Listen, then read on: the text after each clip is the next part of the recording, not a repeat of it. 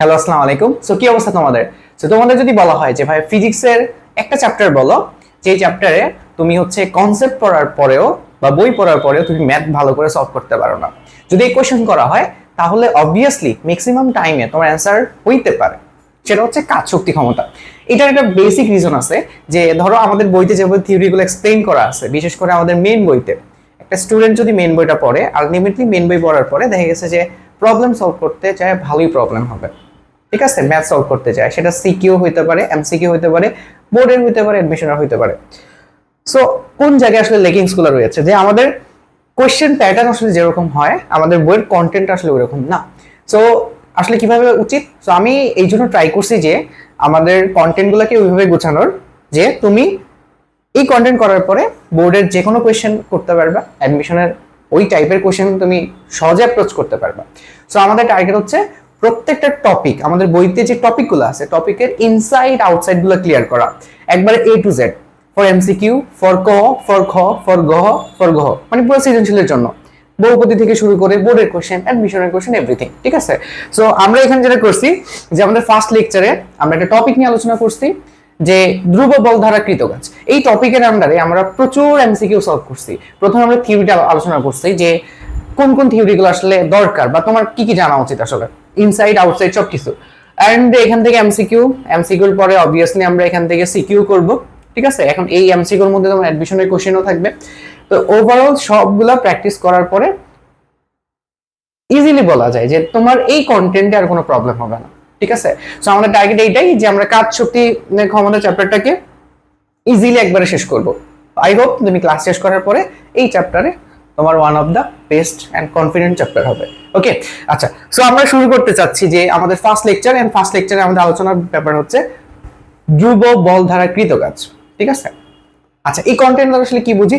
যেমন ধরো তোমরা 9-10-এ যে ফর্মুলাগুলো পড়ে আসছো, কাজের যে ফর্মুলা, সেটা ছিল এরকম যে ভাই কাজ হচ্ছে W=mgh, অথবা তুমি হাফ এমভি স্কয়ার পড়ে আসছো গতিশক্তি। ঠিক আছে, সামথিং কিছু একটা পড়ে আসছো কাজ হিসাবে। এখানে অনেক ব্যাপার স্যাপার আছে, সেগুলো আমি পরে বলে যাব।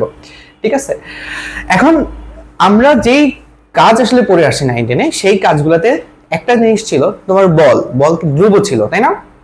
ধ্রুব ছিল না, মানে বলের মান তো চেঞ্জ হইতো না। ঠিক আছে, সো ওই কন্টেন্টটারই ডিটেলস আমরা পড়বো। আবার এইটার পরে আমরা আরেকটা জিনিস নিয়ে আলোচনা করব, তোমার বল যদি প্রতি মুহূর্তে চেঞ্জ হয় সেটাকে আমরা বলি বল যদি তোমার চলক হয়।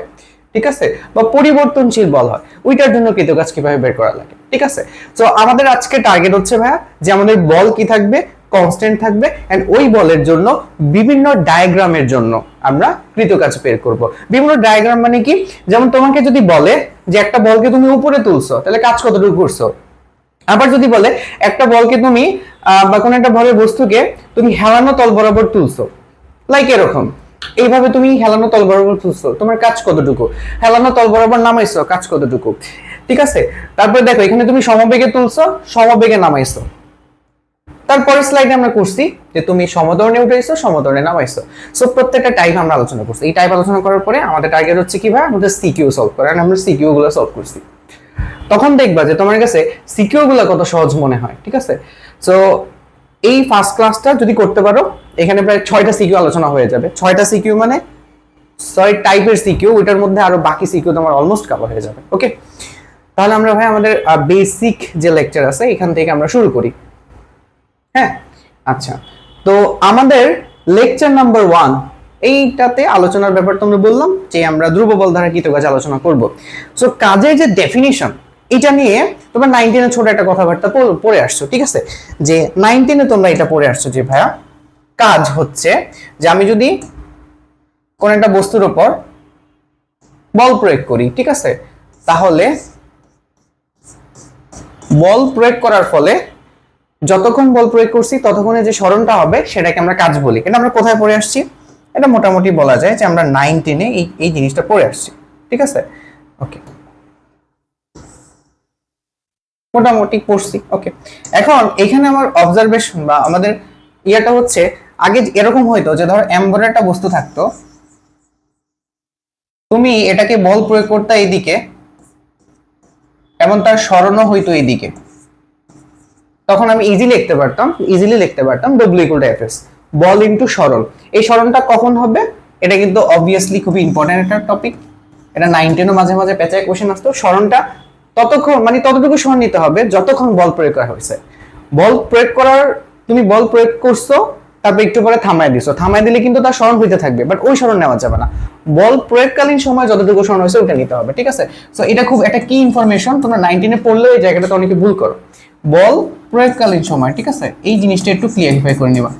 প্রয়োগকালীন সময়, কালীন সময়ে স্মরণ, এটা মোটামুটি আমরা 9-10-এ পড়ে ফেলছি, কোনো সমস্যা নাই। বাট এখন প্রবলেম হচ্ছে, ধরো এরকম হয়েছে কাহিনী কিরকম হয়ে গেছে যে এই এমভরে কোনো একটা বস্তু ছিল, তুমি তাকে বল প্রয়োগ করছো এই বরাবর, এমন তার স্মরণ হয়েছে এই বরাবর, ঠিক আছে? তাইলে এখন তুমি কিভাবে কাজ হিসাব করবা? আমি তো কাজের ডেফিনেশন এরকম পড়ছিলাম যে 19-এ যেটা পড়ছি, কোনো বস্তুর উপর যদি বল প্রয়োগ করা হয় তাহলে ওই বস্তুর বল ইনটু যে বলের দিকে বল প্রয়োগের ফলে যে স্মরণটা হয় তার গুণফলের সমান, ঠিক আছে? এখন এখানে কি বলের দিকে স্মরণ হয়েছে? হয় নাই কিন্তু। দেখো তো বলের দিকটা কোন দিকে, আমি যদি একটু ক্লিয়ার করি, দেখো বলের দিকটা কিন্তু এই দিক, বলের দিক কোনটা? এই দিক। আর স্মরণ হয়েছে বলের সাথে থিটা কোণে, তাই না? আচ্ছা, তাইলে আমরা এখন কিভাবে আসলে হিসাব করতে পারবো? আমরা সিম্পলি যেটা করব যে বলের দিকে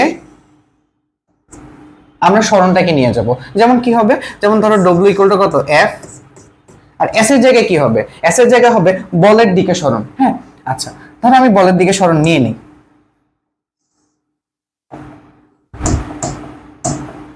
ওকে,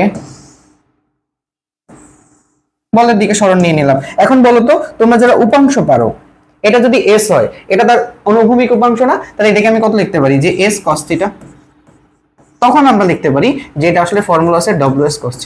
ওকে, আচ্ছা, এখন কথা হচ্ছে যে আমরা বলের দিকই কেন নিলাম? অন্য দিকে নিতে পারতাম, হ্যাঁ, বাট ধরো তুমি একটা বস্তুকে বল প্রয়োগ করতেছো, তো তোমার ডিজায়ার কি থাকবে, তোমার ইচ্ছা কি থাকবে? ও যাতে বলের দিকেই যাক, বলের দিকে যাবে, বাট ও কি বলের দিকে গেছে, বলের সাথে থিটা কোণে গেছে। তো আমি এখান থেকে বের করতে পারি বলের দিকে তার উপাংশ কত, ওইটা বসায় দিলাম, ঠিক আছে? এতে কি হবে, তুমি জাস্ট সবসময় এটাই বের করবা, আমি যেই দিকে বল দিছি ওই দিকে তার স্মরণটা আমরা এখান থেকে নিব। এটা একটা স্ট্যান্ডার্ড ফর্ম, যেমন যে কোনো কিছু একটা স্ট্যান্ডার্ড ফর্ম আছে না? হ্যাঁ, যে এটাই স্ট্যান্ডার্ডে করা হয়, তো আমরা এটা স্ট্যান্ডার্ডই করতেছি, ঠিক আছে? আচ্ছা, এতে করে ধরো আরেকটা অবজারভেশন আমি তোমাকে ক্লিয়ার করতে পারি। ধরো এমভরের একটা বস্তু আছে এন্ড এটার উপর তোমার F বল প্রয়োগ করা হয়েছে, হ্যাঁ, তার স্মরণটা এই বরাবর হইল, স্মরণ হয়েছে এই বরাবর। এবার দেখো, তাহলে এটা F এর ডাইরেকশন হচ্ছে কোনটা? F এর ডাইরেকশন হচ্ছে এইটা, মধ্যবর্তী অ্যাঙ্গেল হচ্ছে আমার থিটা। বুঝা গেছে? আচ্ছা, এখন এই যে দুইটা কেস, এটাকে আমি বলতে পারি কেস 1, এটাকে আমি বলতে পারি কেস 2। এই দুইটা কেসে কি হয়েছে, যে আমি একটা নির্দিষ্ট দিকে বল প্রয়োগ করছি, বাট স্মরণ কিন্তু একটা কোণে হয়েছে, এন্ড দুইটাই কিন্তু ডিফারেন্ট অ্যাঙ্গেল, অবভিয়াসলি অ্যাঙ্গেল থেকে অ্যাঙ্গেলটা বড়, তাই না? এটা যদি অ্যাঙ্গেলটা যদি ধরো তোমার 60 ডিগ্রি, আর 60 একটু কমায় দিই, ধরো এই অ্যাঙ্গেলটা যদি তোমার 45 ডিগ্রি হয়, এটা অলমোস্ট বলা যায় 60 ডিগ্রি থেকে বড়, তো আমার 60 ডিগ্রি, ঠিক আছে? আচ্ছা, তাহলে দুইটা ক্ষেত্রে কেস কিন্তু ডিফারেন্ট, বাট আমি সবসময় হিসাব কেমনে করি? আমি সবসময় হিসাব করি, আমি যেই দিকে বল দিছি ওই দিকে তার কি নিয়ে যাব, ওই দিকে তার স্মরণ নিয়ে যাব। তাহলে দেখো এইদিকে আমরা স্মরণ নিলে কতটুকু আসে, তোমাদের জাস্ট আমি ক্লিয়ার করে দিই, দেখো কতটুকু আসে। এই পার্টটুকুর মান কত বলো তো? আমি যদি উপাংশের ফরম্যাটটা ইউজ করি তাহলে এটাকে লেখা যায় S cos θ, তার মানে W = কত, Fs cos θ।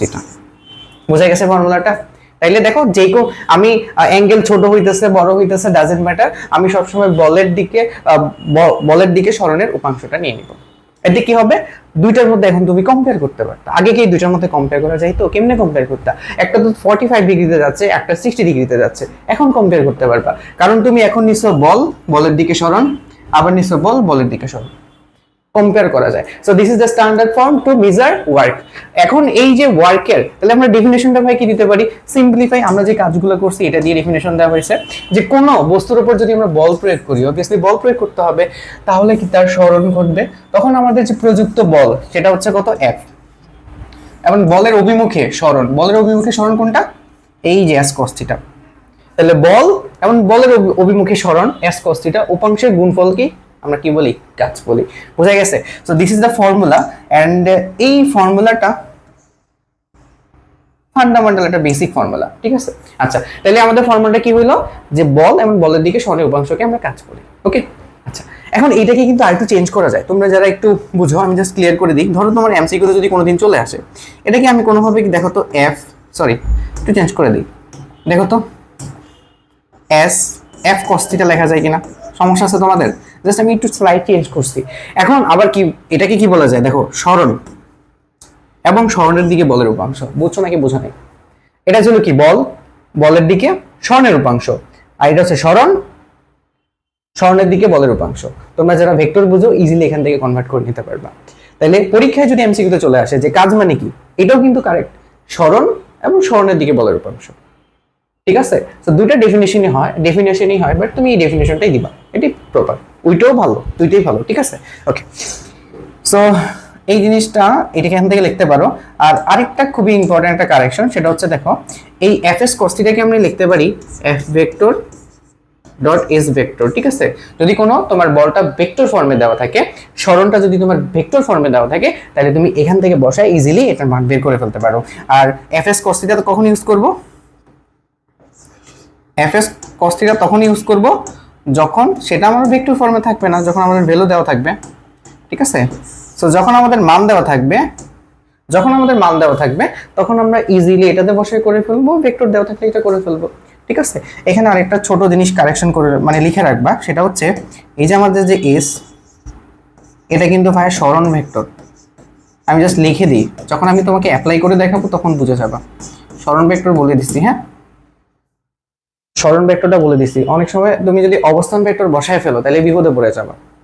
এটা কিন্তু অবস্থান ভেক্টর ওই রকম কিছু না, এটা সরণ ভেক্টর। দুটার মধ্যে বেসিক একটু পার্থক্য আছে, আমি তোমার ম্যাথের সময় ক্লিয়ার করে দিব। ওকে, আর এখান থেকে ভাই কতগুলো জিনিস থাকতে পারে, যেমন কাজের, যেমন প্রথমত হলো কি একক, কি কাজের একক হচ্ছে ভাই জুল, এটা থেকে কোশ্চেন থাকবে। আচ্ছা, মাত্রা কি, মাত্রা বের করা যায় না? মাত্রা সিম্পলি বের করা যায়। মাত্রা হচ্ছে যে তোমার কি এফ এর মাত্রা হচ্ছে কত, এম টি এল টি ইনভার্স 2, ঠিক আছে? আর এস হচ্ছে কত, সরণ মানে মিটার মানে কি লেন্থ হয়, তাহলে লেন্থ স্কয়ার, ঠিক আছে? সো এই ইনফোগুলো কিন্তু আমাদের লাগবে, বুঝা গেছে?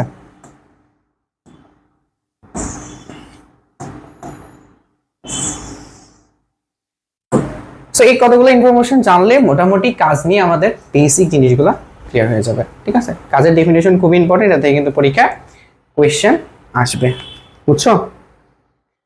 ওকে, এবার চলো আমরা নেক্সট স্লাইডে আমরা কি আলোচনা করব। এখান থেকে খুবই ইম্পর্টেন্ট, এখান থেকে এমসিকিউ যদি কমন না আসে, তুমি জাস্ট আমার নাম চেঞ্জ করে দিও।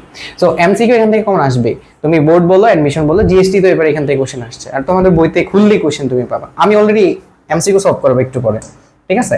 এখন কিছু ব্যাপার স্যাপার এখানে দেখো, কাজের অনেকগুলো টাইপস আছে, তার মধ্যে দেখো একটা হচ্ছে তোমার ধনাত্মক কাজ বা বল ধারা কাজ, আমি পরে এক্সপ্লেইন করতেছি। ঋণাত্মক কাজ বা বলের বিরুদ্ধে কাজ, আর এটা হচ্ছে শূন্য কাজ। যেমন কি, যে ধরো আমরা কি কাজের ফর্মুলা কি জানি, W = Fs cos θ, W = Fs cos θ, W = Fs cos θ। এখন দেখো তো যে ধনাত্মক কাজ কখন হবে, তোমার যে ধরি আমি, হ্যাঁ, তোমার এফ আর এস, এফ এবং এস হচ্ছে তোমার কনস্ট্যান্ট ধরে নাও, সব ক্ষেত্রেই কনস্ট্যান্ট যেহেতু ধরছো, দেখো তো ডাব্লিউর মানটা থিটার উপর নির্ভর করে না, ঠিক আছে? তাহলে ডাব্লিউটা কার সমানুপাতিক বলতে পারো, cos θ, তার মানে থিটার উপর ডিপেন্ড করে। আচ্ছা, এখন দেখো তো আমি জানি যে যদি তোমার ধনাত্মক কাজ হইতে হয়, ধরে ডাব্লিউ পজিটিভ হইতে হয়, তাহলে থিটার মান কত হইতে হবে?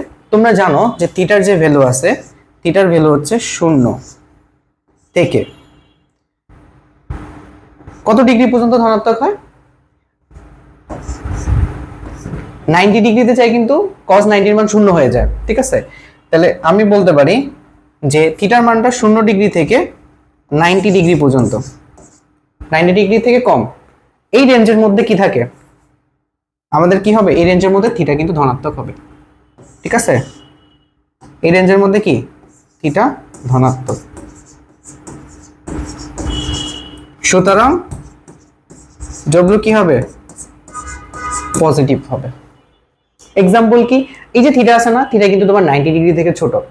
সো শূন্য থেকে শুরু করে সাইনটা দেখো, শূন্য থেকে বড় অথবা শূন্যের সমান, আবার 90 ডিগ্রি থেকে ছোট হইতে হবে। এই রেঞ্জের মধ্যে যদি থিটা থাকে তাহলে cos থিটার মান অলওয়েজ ধনাত্মক হয়, আর ডব্লিউর মানটা তুমি কি পাবা, ধনাত্মক পাবা। এখন আমাকে বলো, কাজ ধনাত্মক মানে কি?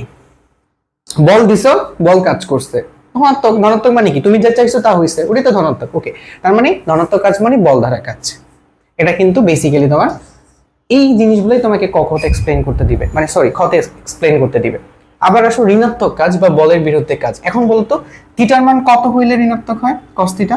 যেমন আমরা দেখো এই রেঞ্জটা দেখো, এই থিটার মান কত থেকে কত হতে পারে? থিটার মান যদি এরকম হয় 90 ডিগ্রিতে হইতে পারবে না, কেন? কারণ 90 ডিগ্রি হলে জিরো হয়ে যাবে, আমার দরকার ঋণাত্মক। তাহলে 90 ডিগ্রি থেকে যদি বড় হয়, এমন 180 ডিগ্রি, 180 ডিগ্রি cos 180 মান হচ্ছে -1, ঠিক আছে? তার মানে ঋণাত্মক আসবে 180 ডিগ্রি পর্যন্ত, ঠিক আছে? এই ভ্যালু হইলে এই ভ্যালুতে কি হয়,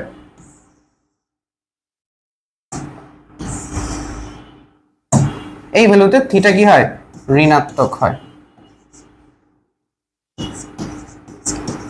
থিটা ঋণাত্মক হইলে ডব্লিউ কি হবে, নেগেটিভ হবে, ঠিক আছে? তাহলে 90 ডিগ্রিতে হইতে পারবে না, 90 ডিগ্রি হলে কত হয়ে যাবে, জিরো হয়ে যাবে। বাট আমি তো চাচ্ছি ঋণাত্মক, তাহলে 90 ডিগ্রি থেকে বড় 180 ডিগ্রি পর্যন্ত হইলে তোমার কি হয়ে যাবে, নেগেটিভ হয়ে যাবে। এখন বলবো ভাই 270 হলে সমস্যা, 270 হয় না আসলে, কারণ এটা যখন 180 ডিগ্রি, ধরো ইন কেস যদি এটা 180 ডিগ্রি থেকে বড় হয়ে যায়, 100, হ্যাঁ এটা এখানে চলে আসছে, তখন অ্যাঙ্গেল কিন্তু সবসময় ছোটটাই নিবে তুমি, বোঝা গেছে? সো 180 উপরে যায় না, কারণ 180 যখন ক্রস করে ফেলবে তুমি এই দিকের অ্যাঙ্গেল দেখবে 180 ডিগ্রি থেকে ছোট হয়ে গেছে। সো আমরা ছোট অ্যাঙ্গেলটাই কিন্তু নেই, আমাদের fs cos থিটা, তোমরা যারা ডট প্রোডাক্ট করছো তারা জানো থিটা হচ্ছে ক্ষুদ্রতম কোণ নিতে হয়, ঠিক আছে? আচ্ছা, সো আই গেস তোমাদের ক্লিয়ার করতে পারছি নেগেটিভ হবে। এখন আমাকে বলো তো ঋণাত্মক কাজ মানে কি? ঋণাত্মক কাজ মানে হচ্ছে তুমি বলের বিরুদ্ধে কাজ হয়েছে না। ধনাত্মক কাজ মানে বল যা চাইছে তা হয়েছে, বলের ধারা কাজ। ঋণাত্মক কাজ মানে বল চাইছে তার উল্টা হয়েছে, তার মানে বলের বিরুদ্ধে কাজ হয়েছে। ওকে, অথবা বলের উপর কাজ হয়েছে, এই কাজটা তুমি করছো, মানে ধনাত্মক কাজ তুমি করছো। এখন আবার তুমি একটা কাজ করছো যার মানে ঋণাত্মক আসছে, তার মানে তুমি কাজ করো নাই, তোমার উপর কাজ করছে। সো ঋণাত্মক কাজ মানে হচ্ছে বলের বিরুদ্ধে কাজ বা বলের উপর কাজ। ওকে, এখান থেকে কিন্তু এক্সপ্লেইন করতে দিই। খুবই ভাইটাল একটা পয়েন্ট, সেটা হচ্ছে এখান থেকে আসে শূন্য কাজ বা কার্যহীন বল ধারা কাজ। এটা থেকে কোশ্চেন আসবে, শূন্য কাজ কখন হবে? তোমার এফ এর যদি তোমার কনস্ট্যান্ট হয়ে যায়, তাহলে দেখো তো থিটার মান যদি 90 ডিগ্রি হয়ে যায়, তখন ডব্লিউ ইকুয়াল টু কত হয় বলো? থিটা ইকুয়াল টু 90 হলে ডব্লিউ ইকুয়াল টু কত হবে? অবভিয়াসলি 0। কেন? cos 90 এর মান 0, পুরো টার্মটাই তোমার 0 হয়ে যাবে। তাহলে যদি এরকম হয়, বল এবং সরণের মধ্যবর্তী কোণ যদি 90 ডিগ্রি হয়, বল এবং সরণের মধ্যবর্তী কোণ যদি 90 ডিগ্রি হয়, তাহলে সেক্ষেত্রে কৃত কাজ কত হয়? শূন্য হয়। সেটাকে আমরা বলি শূন্য কাজ, ঠিক আছে? আর এটার খুব ভালো একটা এক্সপ্লেইন আছে, সেটা হচ্ছে কি, যে ভাইয়া যে আমরা জানি যে ধরো কোনো একটা বস্তু বৃত্তাকার পথে ঘুরতেছে, একটা বস্তু যদি বৃত্তাকার পথে ঘুরে, তাহলে আমরা জানি বৃত্তাকার পথে ঘোরার জন্য তার একটা কেন্দ্রমুখী বল দরকার হয়। কি বল দরকার হয়? একটা কেন্দ্রমুখী বল দরকার হয়, ঠিক আছে? মনে রাখবা, বৃত্তাকার পথে ঘোরার জন্য অলওয়েজ একটা কেন্দ্রমুখী বলের দরকার হয়। তাহলে ধরো যে এই যে এখানে যে বৃত্তাকার পথে ঘুরতেছে তার একটা কেন্দ্রমুখী বল আছে, ঠিক আছে? এটার একটা নাম আছে, এটাকে আমি বলি সেন্ট্রিপেটাল ফোর্স, কেন্দ্রমুখী বল। এটা কখন কাজ করে? কোন একটা বস্তু যখন বৃত্তাকার পথে ঘুরে তখন এটা কাজ করে, মানে বৃত্তাকার পথে ঘোরানোর জন্য এটা দরকার। ওকে, সো বৃত্তাকার পথে যখন সে ঘুরতে থাকে, ওই কেন্দ্রমুখী বল ধারা কাজ কতটুকু, এটা থেকে পরীক্ষায় কোশ্চেন থাকবে। খ নাম্বার লিখে রাখো, খ নাম্বার কোশ্চেন খুবই ইম্পর্টেন্ট। মানে খ নাম্বারে এমসিকিউ সব জায়গায় আসে, এমন কোনো জায়গা নাই যে আসে না, ইউনিভার্সিটি অ্যাডমিশন এটা আসে। ওকে, তো এখন বলছে যে এই কেন্দ্রমুখী বল দ্বারা কাজ কত। ওকে, কেন্দ্রমুখী বলের ডাইরেকশন থাকে কেন্দ্রের দিকে, মনে রাখবো সবসময়, ঠিক আছে? আচ্ছা, এখন বলো তো এখানে সরণের ডাইরেকশন কি হবে? তোমরা জানো কিনা যে এটা তো একটা বৃত্তাকার গতি। সো বৃত্তাকার গতিতে আমাদের যে রৈখিক বেগ, ত্বরণ, এগুলোর ডাইরেকশন কেমন হবে? এগুলোর ডাইরেকশন হবে তোমার স্পর্শক বরাবর, ঠিক আছে? যারা জানো না তাদের জন্য এক্সপেরিমেন্ট করতে দিব, দাঁড়াও আমি। তাহলে দেখো তো এখানে বৃত্তাকার পথে যে বস্তু ঘুরে তার রৈখিক বেগ, রৈখিক সরণ, রৈখিক ত্বরণ সবগুলো ডাইরেকশন স্পর্শক বরাবর হয়। তাহলে দেখো সরণ এটা হচ্ছে কি কেন্দ্রমুখী বল এবং এস দুইটা সরণের মধ্যবর্তী অ্যাঙ্গেলটা কত ডিগ্রি? 90 ডিগ্রি। তাহলে এখানে W কত হবে? W ইকুয়াল টু 0 হয়ে যাবে, কারণ cos 90 মান 0। বুঝা গেছে? ওকে, যেটা বলতেছিলাম যে তুমি কেমনে বুঝবা যে এই যে সরণ বেগ ত্বরণের ডাইরেকশন হচ্ছে বাইরের দিকে, সোজা হিসাব হচ্ছে তুমি বৃত্তাকার পথে কোনো একটা বস্তু ঘোরাবা, যেমন ধরো একটা দড়ির মাথায় ইট বাইন্দা এভাবে ঘুরাইতেছো, তুমি দেখবা যেই মুহূর্তে ছাড়বা ও সরলরেখী পথে যাবে। মানে ধরো তুমি ঘুরাইতে ঘুরাইতে এভাবে ঘুরাইতেছো, হ্যাঁ, এটাকে কেন্দ্র করে, এখানে এসে যদি ছাড়ো দেখবা এই বরাবর চলে গেছে, মানে স্পর্শক বরাবর অলওয়েজ যায়। বুঝা গেছে? ওকে, তো আশা করি আমাদের স্লাইডের কোনো প্রবলেম নাই তোমাদের। এবার আসলে আমরা কিছু প্রবলেম ম্যাথমেটিক্স করবো এখান থেকে, প্র্যাকটিস 1। চলো আমরা এটা সলিউশন করা শুরু করি। ওকে, সো বলছে কোনো বস্তুর উপর 10 নিউটন বল প্রয়োগ করলে 10 নিউটন বল প্রয়োগ করলে কাজ কত? ওকে, 1 নম্বরের জন্য তাহলে আমরা বলছে বলের দিকের সাথে 30 ডিগ্রি কোণে সরণ 5 মিটার হয়। আচ্ছা, তাহলে আমরা একটু ডায়াগ্রাম এঁকে নিই, যেহেতু আমরা প্রথম পড়তাম, এখন তো আমরা বাচ্চা না, আমরা জাস্ট শুরু করলাম। সো আমরা একটু ডায়াগ্রামটা এঁকে নিই। বল ধরো এদিকে কাজ করতেছে, কোনো বস্তুর উপর 10 নিউটন বল প্রয়োগ করলে কাজ কত? বলের দিকের সাথে 30 ডিগ্রি কোণে সরণ 5 মিটার। তাহলে 30 ডিগ্রি কোণে সরণ কত মিটার হয়েছে? 5 মিটার হয়েছে, বুঝছো? তাহলে এটা হচ্ছে সরণ হচ্ছে 5 মিটার, আর এটা হচ্ছে আমার 30 ডিগ্রি, আর ফোর্স হচ্ছে আমার 10 নিউটন। ওকে ওকে, তো এখান থেকে যদি আমরা ধরো সলিউশন করতে যাই, আমাদের W ইকুয়াল টু হচ্ছে Fs cos থিটা। তাহলে দেখো এখান থেকে আমরা কি করতে পারি, F এর মান হচ্ছে 10 এন্ড S এর মান হচ্ছে 5 এন্ড cos 30। ঠিক আছে, তাহলে কত আসে দেখো তো, এখানে কত আসে? 50, cos 30 মানে হচ্ছে √3/2। তার মানে আমি বলতে পারি ডিরেক্টলি এটা যে 25√3 joule. Okay, this is the answer. So I guess এটা সহজ, তোমরা পারবা। 2 নাম্বার যে ম্যাথ আছে এটা করতে যাই সবাই ঝামেলা করে ফেলবে। এখানে দেখো বলছে একটু ক্লিয়ারলি, হ্যাঁ, আমরা অন্য কালার ইউজ করি। বলছে বলের বিপরীত দিকের সাথে 30 ডিগ্রি কোণে সরণ 5 মিটার। ওকে, চিত্র না আঁকতে পারলে ম্যাথই করতে পারবে না। এবার আসো, সো তোমার বল প্রয়োগ করা হয়েছে এইদিকে, সো এটা হচ্ছে তোমার 10 নিউটন F, এবং বলছে বলের বিপরীত দিকের সাথে 30 ডিগ্রি কোণে। তাহলে বলের বিপরীত দিক কোনটা? আমরা একটা অন্য কালার ইউজ করব। বলের বিপরীত দিক কিন্তু এইটা, এন্ড এইটার সাথে কত ডিগ্রি কোণে সরণ হয়েছে বলো? এটার সাথে 30 ডিগ্রি কোণে সরণ হয়েছে। তাহলে কোনটা বুঝাইছে? কোনটা বুঝাইছে কোন? এই যে এটা মান হচ্ছে 30 ডিগ্রি। এখন তুমি কি এটা বসায় দিবা যে W equal to Fs cos theta? এটা F এর মান কত? 10, S এর মান কত? এখানে তো 5 ছিল না, দুইটাই 5 cos কত হবে? 30 হবে? 30 হবে? এক্স্যাক্টলি 30 হবে না। কেন 30 হবে না? আমরা এখানে বলছি যে তোমার যে থিটা আছে এটা হচ্ছে সরণ আর বলের মধ্যবর্তী কোণ। আমি যখন ফার্স্ট লেকচারে তোমাকে পড়াইছিলাম তখন দেখো আমরা যখন উপাংশ নিছি, উপাংশ নেওয়ার জন্য কিন্তু তাদের মধ্যবর্তী কোণটা নেওয়া লাগছে। ওকে, সো অলওয়েজ আমাকে বল এবং সরণের মধ্যবর্তী কোণটাই নিতে হবে। তাহলে মধ্যবর্তী কোণ হচ্ছে এইটা, থিটার মান কত হবে বলো? এটা 30 ডিগ্রি হলে এটা হবে পুরোটা টোটাল হচ্ছে 180, আর মানে 150 ডিগ্রি।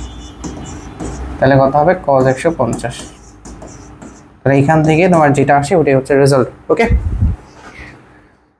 তাহলে 10 × 5 × cos 150 মাইনাস 25√3 জুল। ওকে, হিসাব কিছু মিলাইতে পারছো কিনা খেয়াল করো।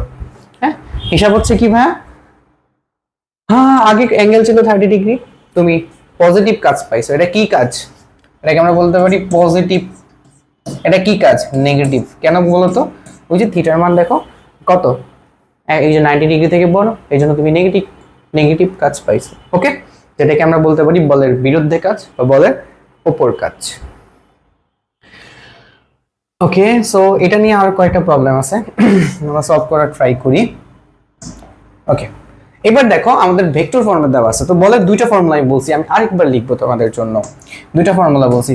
যে তোমার w equal to fs cos theta, আর যদি ভেক্টর ফর্মে দেওয়া থাকে তাহলে w ইকুয়াল টু হবে f vector dot s vector. Okay, আচ্ছা আমরা একটা একটা করে সলিউশন করি।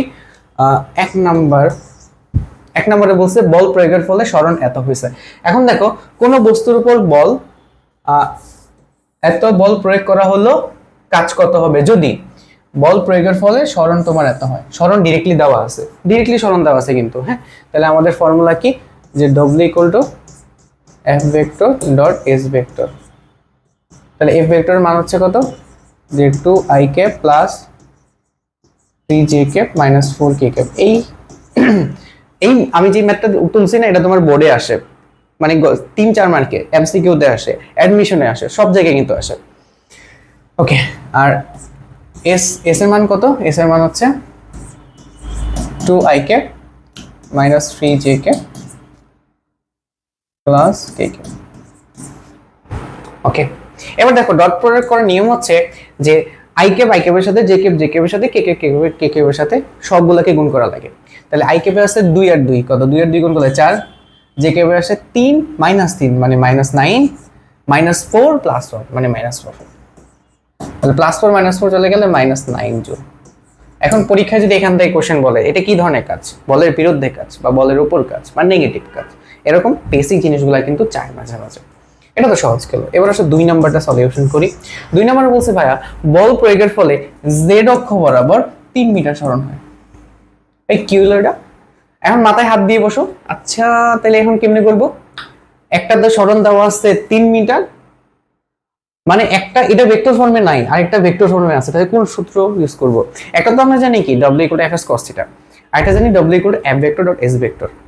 কিন্তু আমি তো জানি না যে একটা ভেক্টর থাকলে কি হবে আর এটা হচ্ছে তোমার ভেক্টর না থাকলে কি হবে। কি নতুন সূত্র ইউজ করবে না, সিম্পলি একটু চিন্তা করে দেখো, এইটাকে কিন্তু চাইলে আমি ভেক্টর ফর্মে নিতে পারি। কিভাবে দেখো তো, যে এখানে s এর মান কত হবে, s ভেক্টরের মানটা কত হবে চিন্তা করো তো। z অক্ষ বরাবর 3 মিটার গেছে, z অক্ষ বরাবর যে ডাইরেকশন সেটাকে আমরা কি দিয়ে প্রকাশ করি? x y z i cap j cap k cap না, তাহলে k ক্যাপ হবে। z অক্ষ বরাবর কয় বার গেছে? 3 মিটার, তার মানে 3k ক্যাপ হবে। এটাকে আমি চাইলে ভেক্টর ফর্মে নিতে পারি, কারণ আমি জানি z অক্ষ বরাবর যে ভেক্টর রাশিগুলো আছে তাদের ডাইরেকশনের জন্য ভেক্টর ফর্মে নেওয়ার জন্য যে একক ভেক্টরটা ইউজ করা হয় সেটাই হচ্ছে আমাদের k ক্যাপ, z অক্ষের জন্য। তাহলে 3k ক্যাপ লেখা যায়, এটাই কাজ। বাকিটা তুমি করে ফেলো আগের মতো, যে w ইকুয়াল টু কত হবে, f vector dot s vector. তাহলে মান কত হবে চিন্তা করো তো, যে আমাদের 2i cap plus 3j cap minus 4k cap dot হবে কত, 3k ক্যাপ। এখন বলো তো, এখন গুণ করলে কি হবে? এখানে i ক্যাপের সহগ 2, এখানে কি i ক্যাপের সহগ আছে? নাই, নাই মানে 0। তাহলে 2 আর 0 গুণ করলে কত হবে? 0 হবে। এখানে হচ্ছে 3, ওইখানে কি j ক্যাপের সহগ আছে? নাই, 0, তাহলে এখন 0 হবে।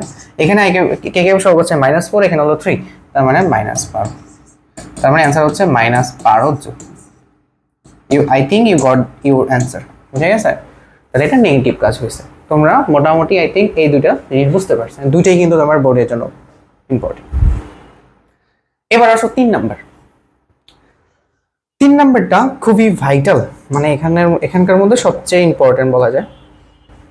আমরা এটাকে একটু বাউন্ডেড করে দিই। ওকে, এখন মনে হইতেছে বোর্ডে অনেক বেশি জায়গা না? This is the magic. 3 নাম্বারে আসো। 3 নাম্বারে বলছে বল প্রয়োগের ফলে এত বিন্দু থেকে এত বিন্দুতে যায়, বিন্দু দেওয়া আছে। এই আবার কি কাহিনী হলো? এখানে তো আবার মানে হলো ভেক্টর ফর্মে দেওয়া নাই, বল দেওয়া আছে ভেক্টর ফর্মে, এটা ভেক্টর ফর্মে দেওয়া নাই, ভেক্টর ফর্মে নিয়ে যেতে হবে, এটাই কাজ, আর কিছুই না। তো আমি জাস্ট তোমাকে বলি আমাদের ফর্মুলা কি, যে w ইকুয়াল টু আছে কত, f vector dot s vector. f vector আছে ভাইয়া, বাট s ভেক্টর নাই। আচ্ছা, এই যে বিন্দুগুলা দেওয়া আছে, এই যে একটা বিন্দু, এই বিন্দু, এগুলা কি একটা অবস্থান না? বোঝা যাইতেছে?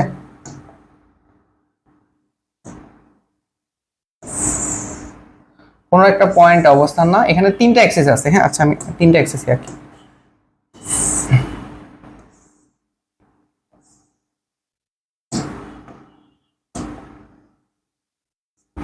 এটা x, এটা y, এটা হচ্ছে z। তাহলে ধরো প্রথমে এই পয়েন্টে ছিল, র্যান্ডম একটা পয়েন্ট ধরতেছি, এটাতে সিরিয়াস হওয়ার কিছু নাই। এটাকে ধরে নাও a বিন্দু, এটাকে ধরে নাও b বিন্দু, ধরতে তো আশা করি সমস্যা নাই।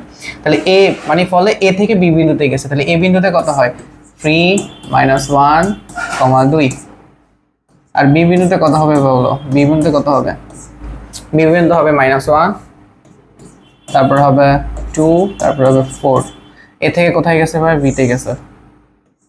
ওকে, তার মানে আমি বারবার বলছি যে এই এসটা হচ্ছে তোমার সরণ ভেক্টর। প্রথম যে 1 নম্বরের ম্যাথ ছিল এখানে ডিরেক্ট সরণ ভেক্টরটা দিয়ে দিছে, সরণ ভেক্টরটা বা ডিসপ্লেসমেন্ট ভেক্টরটা দিয়ে দিছে। এখানে কিন্তু সরণ ভেক্টর দেয় না, এখানে দেওয়া আছে তোমার অবস্থান। অবস্থান থেকে আমি অবস্থান ভেক্টর বের করতে পারবো। সো আমাকে সরণ ভেক্টর বের করে নিতে হবে। তাহলে আমরা কি করবো ভাই? ত্রিভুজের ফর্মুলা ইউজ করি। তোমরা যারা ভেক্টরে কোর্স অলরেডি আমি জানি, বাট শর্টকাট আমি শিখিয়ে দিতে পারি। বাট আমি যেহেতু আলোচনা করছি জাস্ট দেখিয়ে দিই, ঠিক আছে? দেখো তো এই দুইটা ডাইরেকশন একই দিকে না? এটাকে যদি ও ধরি, ঠিক আছে, দুটো ডাইরেকশন তো একই দিকে না? দেখো তো আমি যদি এরকম করি যে O A vector plus A B ভেক্টরকে ডিরেক্টলি কত লেখা যায়? এখান থেকে শুরু করে প্রথমে এখানে গেছে, তারপর এখানে আসছে, এটাকে ডিরেক্টলি আমি বলতে পারি ভাইয়া ও থেকে বিতে গেছে। ও থেকে যেহেতু এতে গেছে, আবার এ থেকে বিতে গেছে, ডিরেক্টলি কি বলা যায়? ও থেকে বিতে গেছে। তো এ বি ভেক্টরকে কত লেখা যায়? O B vector minus O A vector, শেষ, আর কিচ্ছু না। হ্যাঁ, এটাই হচ্ছে আমার সেই সরণ ভেক্টর, বুঝা গেছে? এখান থেকে আমাদের সেই সরণ ভেক্টরটা বের করে এখানে বসাই দিতে পারি, কোনো কাজ নাই। বুঝা গেছে? তাহলে কিভাবে করবো সরণ ভেক্টর? বসায় দাও যে তোমার ওবি এর মান কত, এই যে ওবি। ওবি কে ভেক্টর ফর্মে কিভাবে লেখা যায় দেখো তো। এটা প্রথমটা কি আই ক্যাপ না? সো মাইনাস আই ক্যাপ হবে, যেহেতু 1, পরেরটা কি হবে?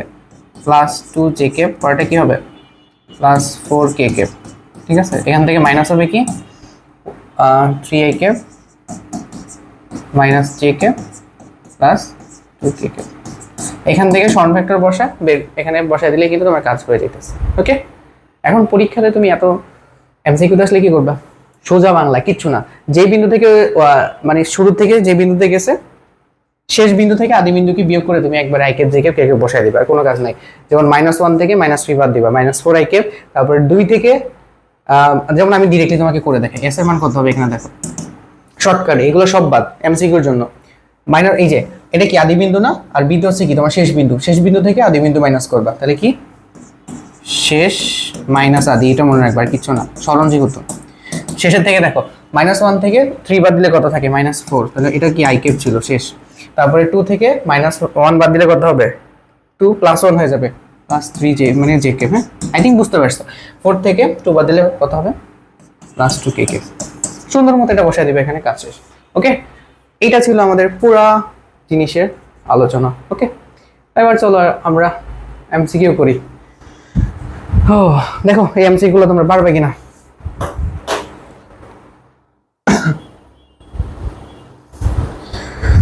ওকে, তো প্রথম আমাদের যে এমসিকিউ আছে এটা বুয়েট অ্যাডমিশন টেস্ট 2013-14 তে চলে আসছে। এন্ড এটা আমারই কিছুই না ভাই, একদম সহজ জিনিস। বলছে 10 নিউটন বল, 10 নিউটন বল প্রয়োগে একটি গাড়িকে 100 মিটার সরণ ঘটানো হয়েছে। এটা হচ্ছে ভাই এফ, এটা হচ্ছে ভাই এস। সরাতে কত কাজ করতে হবে? ডব্লিউ চাইছে, এবং বল এবং সরণের মধ্যবর্তী কোণ হচ্ছে 60 degree. W equal to F S cos 60। আর কিছু লাগবে এখানে বলো? বুঝাই যাচ্ছে এফ এর মান কত? 10, এস এর মান কত? 100, cos 60 মান হচ্ছে হাফ। 1000 হওয়ার কত? 500 হবে, এই তো, ঠিক আছে। হ্যাঁ, 10 ইন্টু 100 1000, আর cos 60 হাফ, তার মানে 500। হ্যাঁ, আমরা তাড়াতাড়ি করে এগুলো শেষ করে ফেলতে পারি। হ্যাঁ, দু একটা ক্যালকুলেটর মিস্টেক হয়ে যেতে পারে, যেমন তাড়াহুড়ো করতে চাই, ওগুলো তোমরা নর্মালি ধরো। হ্যাঁ, ওটা তো আর মিস্টেক না, তাড়াতাড়ি করতে গেলে একটু প্রবলেম হয় মাঝে মাঝে, সমস্যা নাই। এবার দেখো 2 নম্বরে যেটা বলছে, এটা হচ্ছে জগন্নাথ অ্যাডমিশন টেস্ট 15-16-তে। হ্যাঁ, বল সরণ এবং কাজের মধ্যে সম্পর্ক কত? বল মানে হচ্ছে এফ, সরণ মানে হচ্ছে এস, আর ডব্লিউ। হ্যাঁ, তো আমরা জানি কি ডব্লিউ ইকুয়াল টু, এটা লেখা যায় W equal to F vector dot S vector লেখা যায়। এটা লেখা যায়? আল্লাহ, ক্রস ভেক্টর লেখা যায় না তো, এফ এর সাইন থিটা না, এটাও লেখা যায় না। তাহলে এইটাই কারেক্ট, বুঝা গেছে? একদম সিম্পল। 3 নম্বর এমসিকিউতে চলে আসো। কতবার আসছে ভাই? Dhaka board 21, Dinajpur 16, Sylhet board 15, admission test KUET, Islamic University, NSTU, JUST, অনেক জায়গায় চলে আসছে। হিউজ ইম্পর্টেন্ট, মানে ভার্সিটির জন্য ভালো ইম্পর্টেন্ট। কাজের পরিমাণ সবচেয়ে বেশি হয় যখন প্রযুক্ত বল ও সরণের মধ্যে কোণের মান কত থাকে? আচ্ছা, তাহলে আমাদের ডব্লিউ ইকুয়াল টু কত ভাইয়া? F S cos theta. তাহলে ডব্লিউ ম্যাক্স কখন হবে? যদি এফ আর এস কনস্ট্যান্ট থাকে তাহলে থিটা ম্যাক্স থিটা কত? ঠিক আছে, কস থিটার মান সবচেয়ে বেশি কখন হয় বলো তো? যে থিটা যখন হচ্ছে 0 ডিগ্রি তখন মনে রাখবা কস থিটা তখন কি হয়? কস থিটা তখন ম্যাক্স হয়, কারণ কস 0 ডিগ্রির মান হচ্ছে 1 আর এটাই হচ্ছে কজের সর্বোচ্চ মান। ঠিক আছে, তার মানে থিটা ম্যাক্স হওয়ার জন্য মানে এটা কখন হবে? যখন আমাদের থিটা কত ডিগ্রি হবে? 0 ডিগ্রি হবে। বুঝা গেছে? বুঝছো? তাহলে এটা কিন্তু খুব ইম্পর্টেন্ট কোয়েশ্চেন, ডব্লিউ ম্যাক্স কখন হবে। 4 নম্বরে চলে আসো। ওয়েট, 4 নম্বর কই? ও আচ্ছা, এটাতে আমাদের একটা জিনিস অ্যাড হয়ে গেছে। 4 নম্বরে চলে আসো। কাজের মান শূন্য হবে যদি, আচ্ছা কাজের মান শূন্য হবে যদি প্রযুক্ত বল সরণের মধ্যবর্তী কোণ কত হয়? কাজের মান শূন্য জানি কখন হয়? শূন্য কাজ কখন হয়? cos 90, কারণ cos 90 এর মান শূন্য, কাজ শূন্য হয়ে যায়, তাহলে কত 90 হবে। ঠিক আছে, ওটা একটা এক্সাম্পল আমরা পড়ছিলাম যে কেন্দ্রমুখী বা সেন্ট্রিপেটাল ফোর্স, মনে আছে? কতবার আসছে ভাই, কত ইম্পর্টেন্ট দেখো, এটা তোমাদের পরীক্ষায় আসবে। এবার চলে আসো আমাদের 5 নম্বর এমসিকিউতে। ও আমি বারবার এটাতে প্রেস করে ফেলতেছি, এই জন্য আমাদের ঝামেলা হচ্ছে, সমস্যা নেই। 5-এ চলে আসো। আচ্ছা, শূন্য কাজের শর্ত, শূন্য কাজের শর্ত, বস্তুর উপর বল প্রয়োগে উলম্ব দিকে সরণ। এই যে মনে আছে কিনা, মনে আছে কিনা? আমি বল দিছি এখানে, বল দিছিলাম এখানে, সরণ পাইছি এখানে, উলম্ব দিকে সরণ, থিটা ইকুয়াল টু 90 ডিগ্রি হলে কাজ কত হয়? 0 হয়। তাহলে এটা কারেক্ট, যে বস্তুর উপর বল প্রয়োগে উলম্ব দিকে সরণ হয়। হ্যাঁ, যদি cos থিটা 0 হয়, হ্যাঁ cos থিটা 0 হলে তো তোমার পুরো টার্ম 0 হয়ে যাবে, fs cos theta. cos theta 0 হলে কি হবে? পুরোটা 0 হয়ে যাবে না? বস্তুর উপর বল প্রয়োগেও কোনো সরণ না ঘটলে, হ্যাঁ বল প্রয়োগ করতে সরণ ঘটে নাই, তাহলে ডব্লিউ ইকুয়াল টু কত? F S cos theta, S এর মান 0, সো এস 0 বসালে পুরো টার্ম 0 হয়ে যাবে, বেসিক। তাহলে কি হবে বলো তো? তিনটাই না? বুঝা গেছে? আমারই কিন্তু কঠিন ছিল না। আমরা 5 করছি না একটু আগে, এবার 6। কেন্দ্রমুখী বল ধারা কৃতকাজ কতটুকু? ভাই এটা কত ইম্পর্টেন্ট, কয়বার আসছে দেখছো? এটা তো আমাদের পরীক্ষাতেও আসবে। কেন্দ্রমুখী বল দ্বারা কৃতকাজ শূন্য, অলরেডি এক্সপ্লেইনড, ঠিক আছে, আমরা এক্সপ্লেইন করে ফেলছি এটা। এরপরে দেখো, আর ওকে, এটা মার্বেলকে সুতায় বেঁধে বৃত্তাকার পথে ঘুরাবা, এটা কি কাহিনী? বৃত্তাকার পথে ঘুরাইতে কি লাগে ভাই? এটা মার্বেলকে তুমি সুতায় বাঁধছো, বৃত্তাকার পথে ঘুরাইতে কি লাগে? বারবার বলছি কেন্দ্রমুখী বল লাগে। পৃথিবীতে যত মহাবিশ্বের যত জিনিস বৃত্তাকার পথে ঘুরতেছে সবগুলাতেই কেন্দ্রমুখী বল ইনক্লুডেড। কোনো কিছু বৃত্তাকার পথে এমনি এমনি ঘুরায় না, বৃত্তাকার পথে কোনো বস্তুকে ঘোরানোর জন্য একটা বল প্রয়োগ করা লাগে, সেই বলটাই হচ্ছে কেন্দ্রমুখী বল। মাথায় রাখ, বল যদি এরকম বলে বৃত্তাকার পথ কেন্দ্রমুখী বল, কেন্দ্রমুখী বল দিয়ে কাজ অলওয়েজ করতে হবে, শূন্য। বোঝা গেছে? 7 নাম্বার করলাম, এবার 8 নাম্বার আসো। বলের ধারা কাজ, বলের ধারা কাজ মানে কি? পজিটিভ কাজ। ঠিক আছে, তাহলে কি হবে? 0 ডিগ্রি থেকে 90 ডিগ্রি পর্যন্ত এরকম ছিল না? এই যেটা 0 ডিগ্রি থেকে 0 ডিগ্রি বা তার থেকে 90 ডিগ্রি থেকে ছোট হবে, তাহলে বলের ধারা কাজ। বুঝা গেছে? তোমরা যদি কেউ প্র্যাকটিস করতে চাও আমার আগে, তাহলে কি করবা? যে আমি যখন স্লাইডটা খুলবো না, সাথে সাথে পজ করে এখান থেকে প্র্যাকটিস করে হলো ভিডিওটা, ঠিক আছে? বল সরণের মধ্যবর্তী কোণ থিটা হলে ঋণাত্মক কাজের শর্ত হবে। ঋণাত্মক কাজে একটু আগে ধনাত্মক কাজের শর্ত পড়ে আসছে, ঋণাত্মক কাজ শর্ত, বা এটাকে আমি বলতে পারি বলের বিরুদ্ধে কাজ বা বলের উপর কাজ। সেটা কত ডিগ্রি হয়? আমরা জানি 90 ডিগ্রি থেকে বড় হইতে হবে, আমরা 180 ডিগ্রি পর্যন্ত হইতে হবে, তাহলে this is the correct answer. বুঝা গেছে? তাহলে আমরা কয় নাম্বার করলাম? 9টা করছি, এবার 10, 11 একসাথে 2টা। আচ্ছা, আমি এটা করে দিব না, এটা তোমাদের দিয়ে করাবো। কৃতকাজের মান নির্ণয় করো, যেমন এফ এর মান দেওয়া আছে এইটা, আর এর মান দেওয়া আছে এইটা, ঠিক আছে? তাহলে এখানে কি হবে? W equal to F vector dot R vector, শেষ। এটা দিয়ে তোমরা করে ফেলবা। এফ আর এর মধ্যবর্তী কোণ কত? মধ্যবর্তী কোণ ভাই কেমনে বের করে, মনে নাই তোমাদের? যে এটাকে ধরো কি লেখা যায়, যে ডব্লিউ ইকুয়াল টু কত? এফ ডট আর, এটার তো একটা ভ্যালু পাবা, সেখানে আবার লেখা যায় কত? F R cos theta. এখান থেকে তুমি থিটার মান বের করতে চাও, তাহলে আমি লিখতে পারি F vector dot R vector divided by F R. Equal to হচ্ছে cos থিটা। ওইখান থেকে থিটা বের করতে চাইলে কি করবা, theta equal to cos inverse, এটা আমরা কোথায় করছি মনে আছে, ভেক্টরে করছিলাম।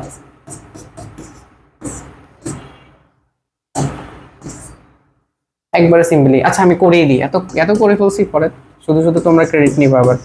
এখানে আমি করে দিই। এফ এর মান কত হবে এখানে, এফ এর মান আমরা বের করে ফেলি। এফ এর মান কেমনে বের করে, রুট ওভার অফ কত, 2 square 3 square minus 1 square.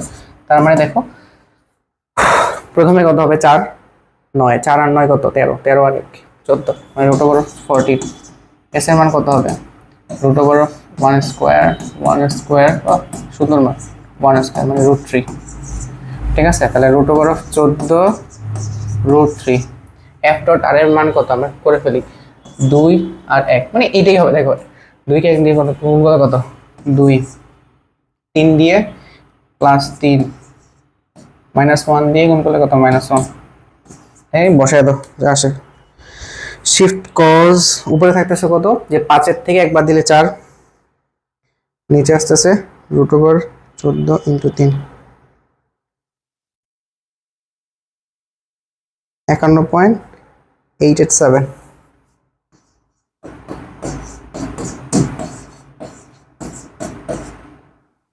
This is the answer. বুঝা গেছে, কঠিন ছিল না অনেক, একদম সহজ কোশ্চেন।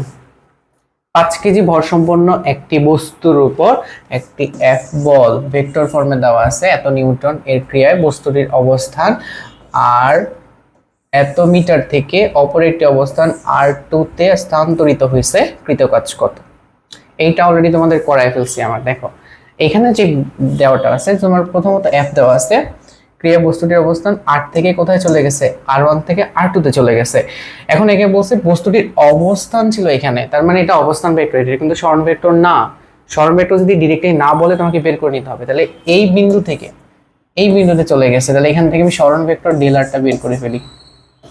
কিভাবে করব, সরণ ভেক্টর একটু আগে দেখাইছি, সবসময় কি করতে হয়, R2 থেকে R1 কে বাদ দিতে হয়, মনে আছে, শেষ মাইনাস আদি। তাহলে এখানে দেখো বাদ দাও, 12 থেকে 8 বাদ দিলে 4 একে, 2 এর থেকে 7 বাদ দিলে মাইনাস 7 জেকে,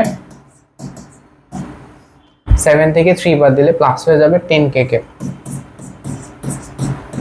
এখন এখানে এফ ভেক্টর তো আছে, গুণ করে দাও। তাহলে আমাদের ডব্লিউ ইকুয়াল টু কত হবে, এফ ইনটু, এটাকে সুন্দরভাবে ডেল আর ভেক্টর লিখতে পারি, কোনো সমস্যা নেই, এগুলোতে মেজর ইস্যু না, তুমি আরো লিখতে পারতা, আমি জাস্ট আর একটু মানে এটাকে সুন্দর দেখাইলাম।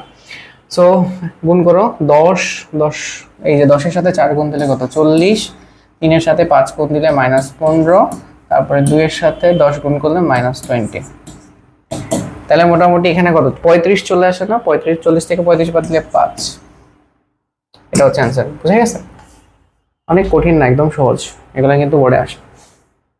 13 নাম্বার কোয়েশ্চেন, দেখো এটা পারবে কিনা, চেক করো পারবে কিনা।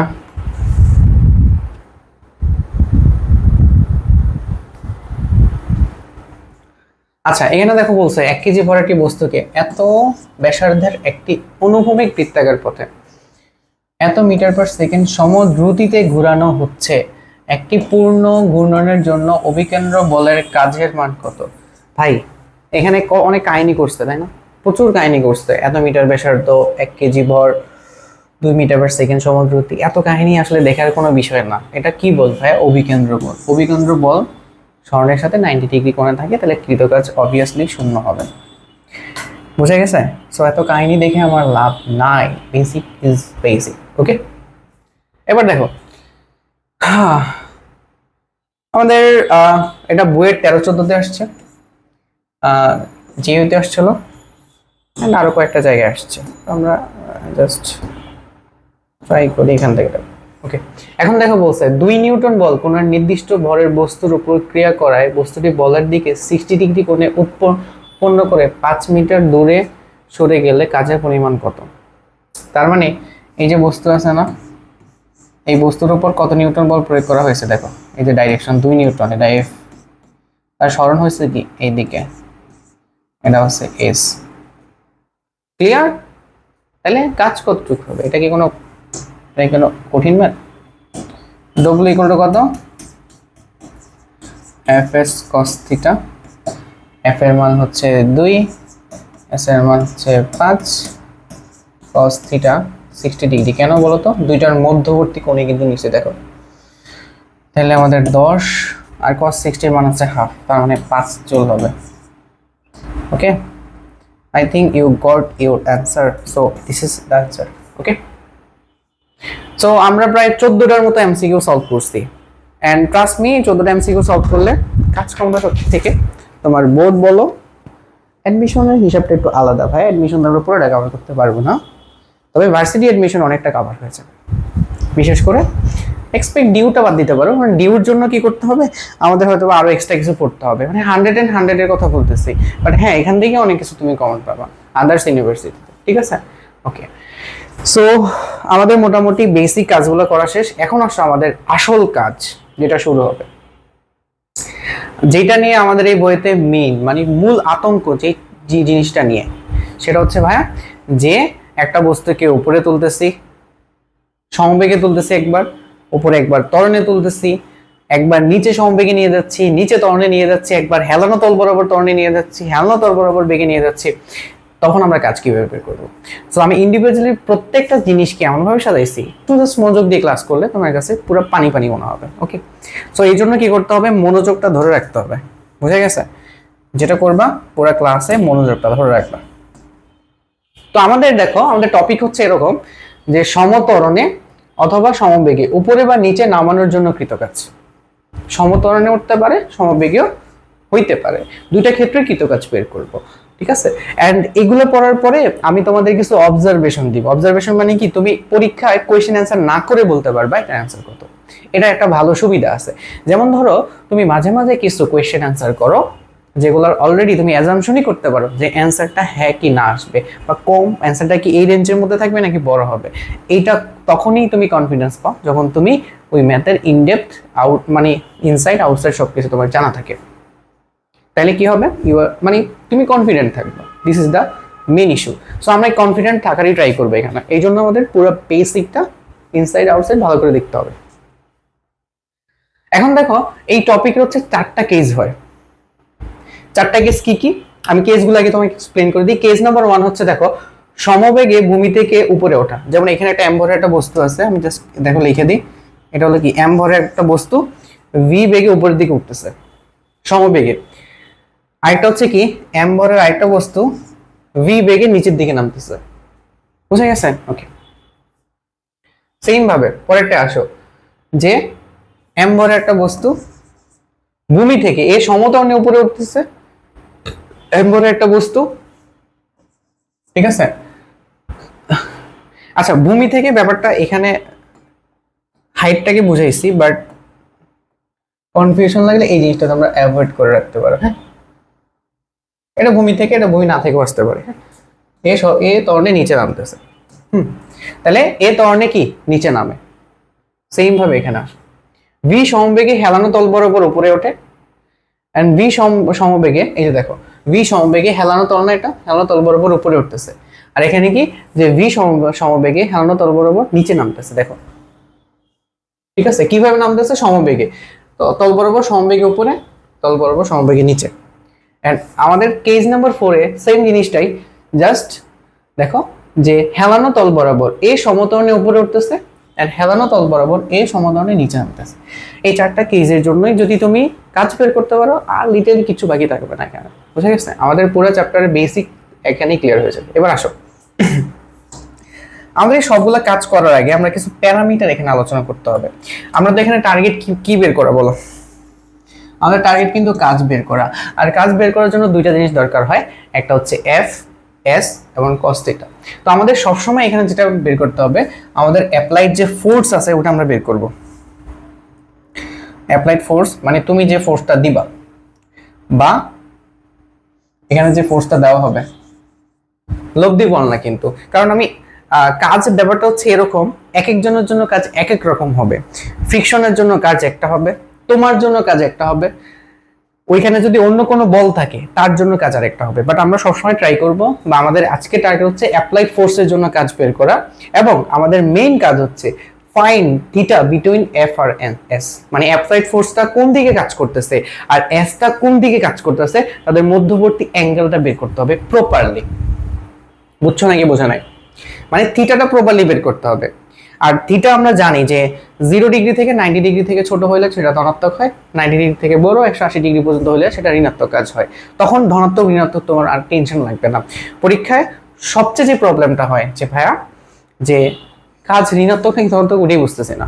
সো এটা বোঝার জন্য তোমাকে বুঝতে হবে যে এফ আর এস এর মধ্যবর্তী অ্যাঙ্গেলটা আসলে কত। ওকে, ঠিক আছে। এবার আসো আমরা এখান থেকে প্রবলেমটা সলভ করা শুরু করি। আমাদের কোশ্চেন হচ্ছে সমবেগে ভূমি থেকে উপরে ওঠা। ওকে, তার মানে দেখো তো সমবেগে ভূমি থেকে উপরে উঠতেছে, তার মানে তার এইচ বা এসটা কি উপরের দিকে না?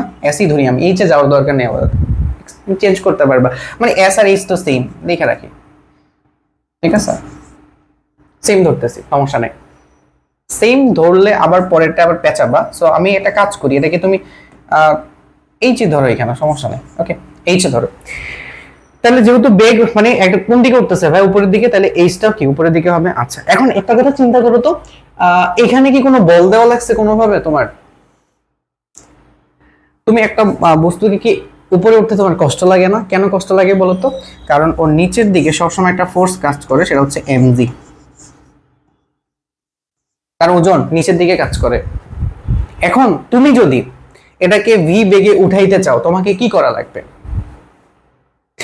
কারণ এই বস্তুকে যদি তুমি ছেড়ে দাও নিচে পড়ে যাবে না। কেন? কারণ তার ওজনের কারণে। তাহলে আমি যদি ওজনের সমান বল উপরের দিকে দিই, ওজনের সমান বল যদি উপরের দিকে দিই, সেটা হচ্ছে তোমার এফ, সরি, সমান বল যদি উপরের দিকে দিই, তাহলে কি হবে? মানে ধরো একটা বস্তু ওজনের কারণে নিচে পড়ে যাবে, আমি যদি তার নিচের দিকে যে বল কাজ করে সমান বল এইদিকে দিই, তাহলে সেখানে স্থির থাকবে। তার থেকে হালকা একটু বল, হালকা মানে একদম হালকা একটু বল দিলে সেটা কি এখান থেকে বেগে উপরের দিকে উঠতে থাকবে, ঠিক আছে? এন্ড হালকা একটু বেশি বল, এন্ড ওই বলটা এতটাই কম যে আমরা ওটাকে ইগনোর করব আমাদের হিসাবে সূত্রটা, ঠিক আছে? ওকে, সো আমি যদি নিচে যে ওজনটা বা বলটা আছে তার সমান যদি বল দেই, তখনই কিন্তু সে উপরের দিকে ওঠা শুরু করবে, ঠিক আছে? আচ্ছা, এখন এই সিস্টেমে ত্বরণ কত বলো?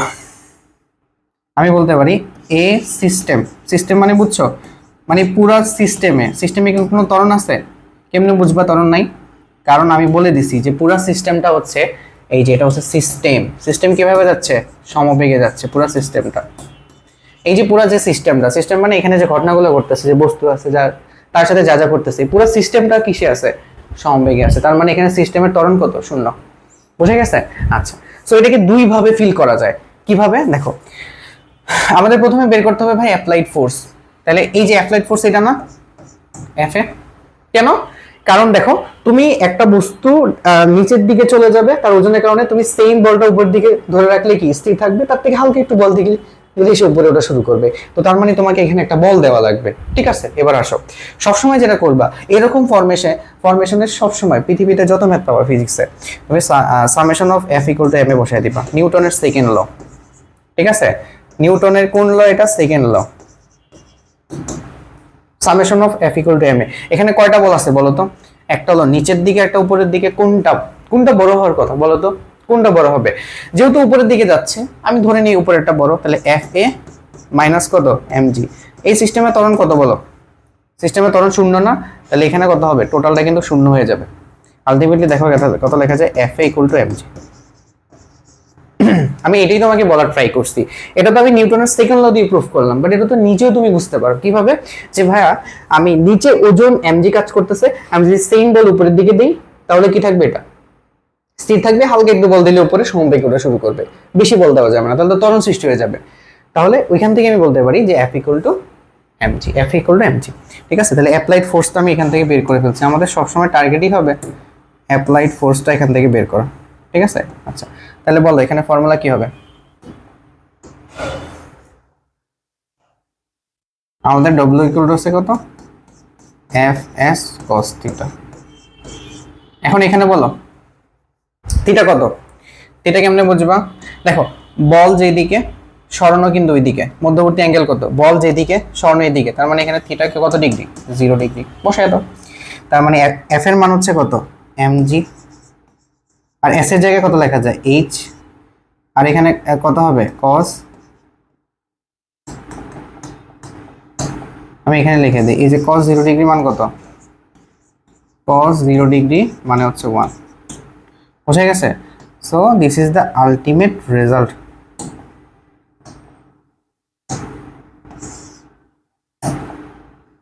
এখন এই ফর্মুলা কিন্তু তোমরা 9 10 এ পড়ছো,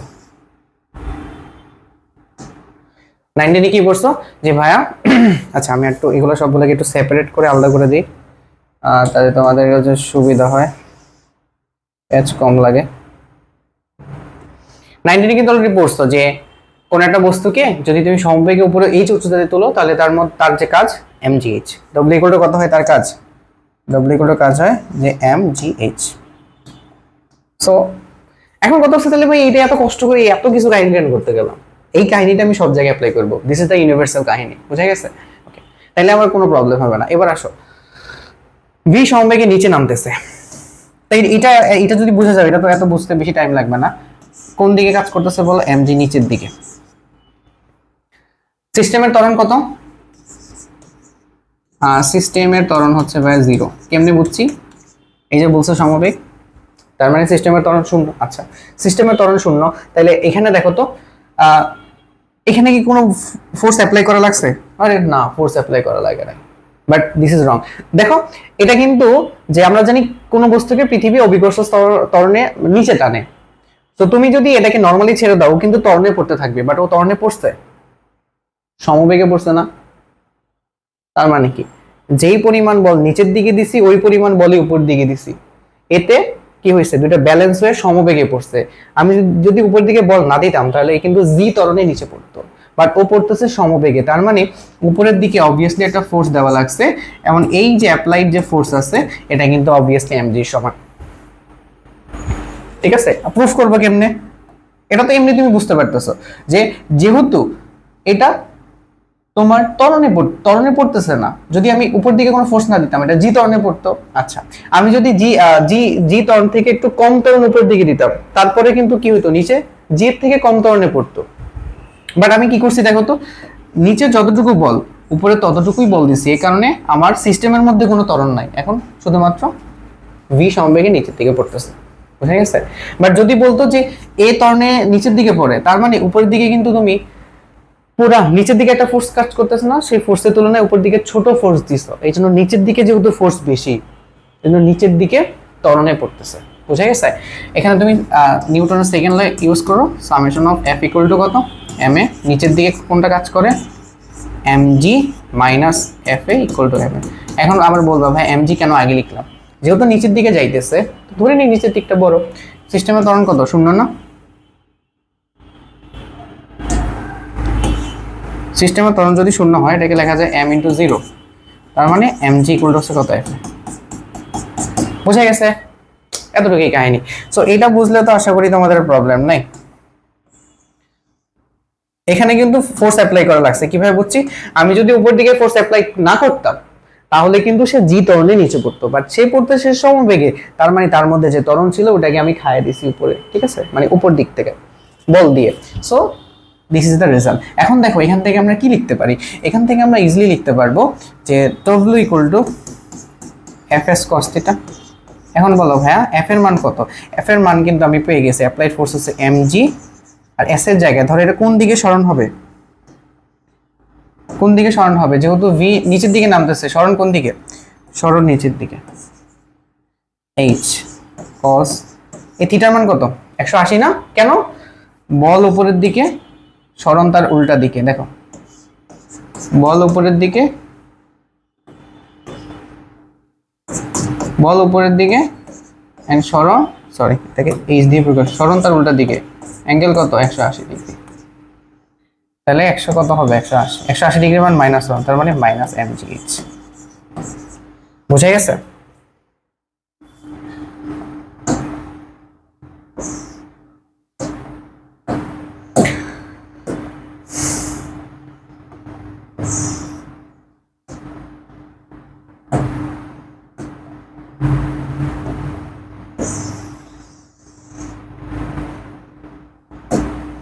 আই থিঙ্ক সো এই ব্যাপারগুলোতে তোমার আর প্রবলেম হবে না। বেসিক্যালি যে জিনিসগুলো আলোচনা করা হয়েছে এই দুটো জিনিস বুঝছো না, এই দুটো জিনিস বুঝলেই কিন্তু আমরা বাকি জিনিসগুলো খুব ইজিলি বুঝে ফেলতে পারবো। ঠিক আছে, আচ্ছা। সো এটা আমাদের কেস নাম্বার গেছে 1। এবার চলো আমরা কেস নাম্বার হচ্ছে 2 আলোচনা করব। 1 বুঝলে 2ও সহজ। ভূমি থেকে এ সমতলে উপরে উঠতেছে, ওকে, উপরে উঠতেছে। তাহলে উপরে উঠতে থাকলে দেখো আমরা এখানে ধরো এটার কি কি কাজ করে, নিচের দিকে, নিচের দিকে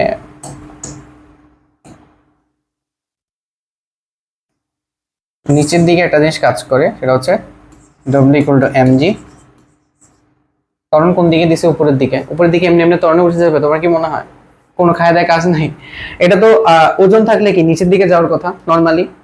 উপর দিকে ত্বরণ পাইছি মানে কি, উপর দিকে একটা বল দিছি এন্ড একটা লব্ধি ত্বরণ পাওয়া গেছে। ঠিক আছে, আবার বলি এটা কিন্তু সিস্টেমের ত্বরণ।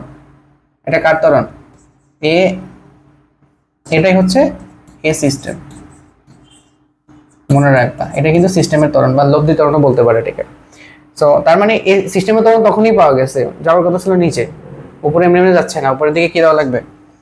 একটা ফোর্স দেওয়া লাগছে। ঠিক আছে, এই ফোর্সটা হচ্ছে এফ। এখন তাহলে আমাদের এই অ্যাপ্লাইড ফোর্সটা বের করা লাগবে। ঠিক আছে, বের করো। আমরা কি সামেশন অফ এফ = কত? M A. এখন বলো এখানে ফোর্স আছে উপরে একটা নিচে একটা, একটা উপরে এফ এ, নিচে হচ্ছে কত? M G. বড় কোনটা? এফ এ বড়, কারণ উপরের দিকে ত্বরণ, ত্বরণ কোন দিকে? উপরের দিকে, তার মানে এফ এ বড়। তাহলে F A minus M G M A, তার মানে এফ এর মান কত দেখো?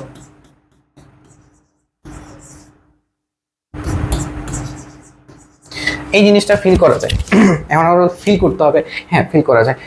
চিন্তা করো তো যে এখানে অ্যাপ্লাইড ফোর্সটা বেড়ে গেছে না? আগেরটার ক্ষেত্রে কি ছিল? আগেরটা যখন আমি সমবেগে উঠেছি তখন অ্যাপ্লাইড ফোর্স কত ছিল? M A. আর এটার জন্য অ্যাপ্লাইড ফোর্স কত হয়ে গেছে?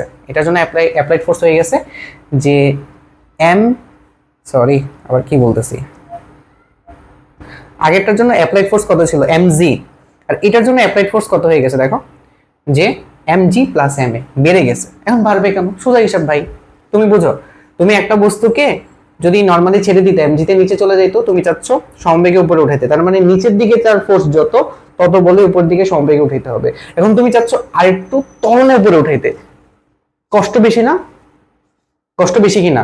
সমবেগে উঠাইতে যে পরিমাণ লাগবে ত্বরণে উঠাইতে তার থেকে একটু কষ্ট বেশি না? তার মানে তোমাকে বেশি ফোর্স দেওয়া লাগে। এই জন্য দেখো ফোর্সের মানটা বেশি হয়েছে, মানে যোগ হয়ে গেছে। বুঝে গেছে? তাহলে এখান থেকে বলা হয় যে ডব্লিউর মান কত হবে? ডব্লিউ = কত? F S cos theta. F এর মান কত? এফ অ্যাপ্লাইড হচ্ছে এম জি প্লাস এম এ। বুঝে গেছে?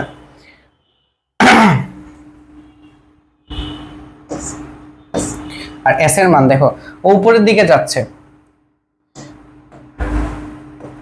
উপরের দিকে গেলে সরণ কোন দিকে হবে?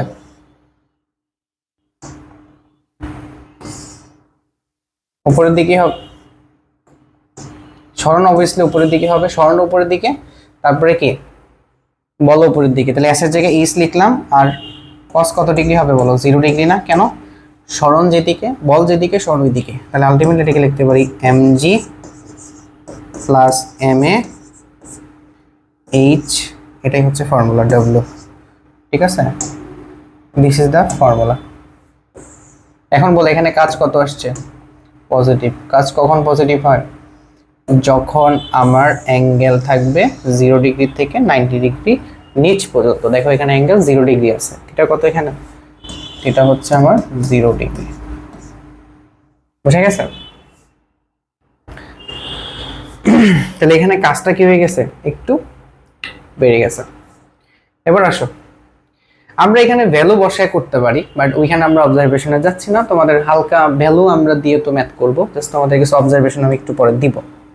এবার আসো এ সমতলের নিচে নামতেছে। আচ্ছা, তো এখানে ধরে নাও যে ধরো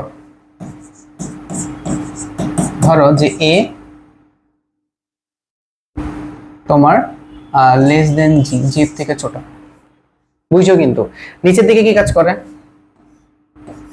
নিচের দিকে এম জি কাজ করে। তার মানে আমি যদি ওকে কোনো ফোর্স অ্যাপ্লাই না করতাম, নর্মালি ও জি ত্বরণে নিচে নামতো, বাট ও নামতেছে এ ত্বরণে, এর মানটা জি থেকে ছোট। সাপোজ এ জি এর মানটা 9.8 হওয়ার কথা, নিচের দিকে নামার কথা, এখন এ 5 এর নিচের দিকে নামতেছে, 9.8 এর জায়গায় 5, মানটা কমে গেছে না? কমে কখন যাবে? যখন উল্টা দিক থেকে আরেকটা ফোর্স অ্যাপ্লাই করা হবে। হিসাব বুঝছো নাকি বুঝা নাই? এমজি নিচের দিকে, আমি যদি নর্মালি ছেড়ে দিতাম জি ত্বরণের নিচে নেমে যাইতো, বাট ও এখন জি ত্বরণে না নেমে এ ত্বরণের নিচে নামতেছে, ত্বরণটা কমে গেছে না? এমনি এমনি কমে যাবে? অবভিয়াসলি উপর দিক থেকে কেউ ফোর্স অ্যাপ্লাই করছে। এটাই হচ্ছে কাজ, তোমাকে অ্যাপ্লাইড ফোর্স বারবার খুঁজে বের করতে হবে। তাহলে দেখো তো এখানে আবার ইউজ করো summation of F equal to কত? এম এ। আচ্ছা, নিচের দিকে একটা ফোর্স, উপরের দিকে আরেকটা ফোর্স, কোন ফোর্স বড়? নিচের ফোর্স বড়, যেহেতু নিচের দিকে ত্বরণ, তাহলে M G minus F A equal to কত? এম।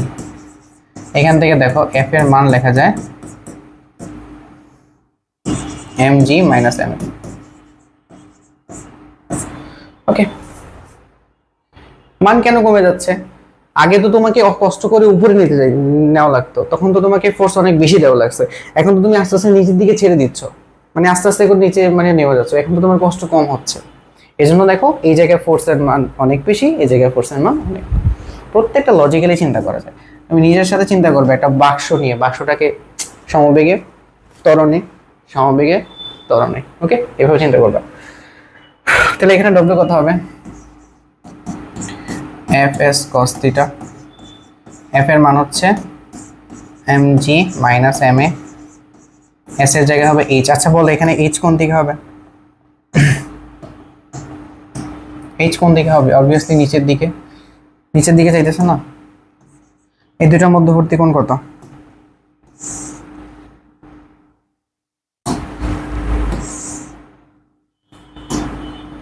এটা হচ্ছে কত? এফ। মধ্যবর্তী থিটাটা কত? 180 ডিগ্রি না? কাজ কি হবে? নেগেটিভ কাজ হবে আগের মতোই। তাহলে কস আমাদের ডব্লিউ ইকুয়াল টু কত হইতেছে? F G minus M A H minus, ঠিক আছে? আর দেখো কাজটা কি হইতেছে? নেগেটিভ কাজ হইতেছে।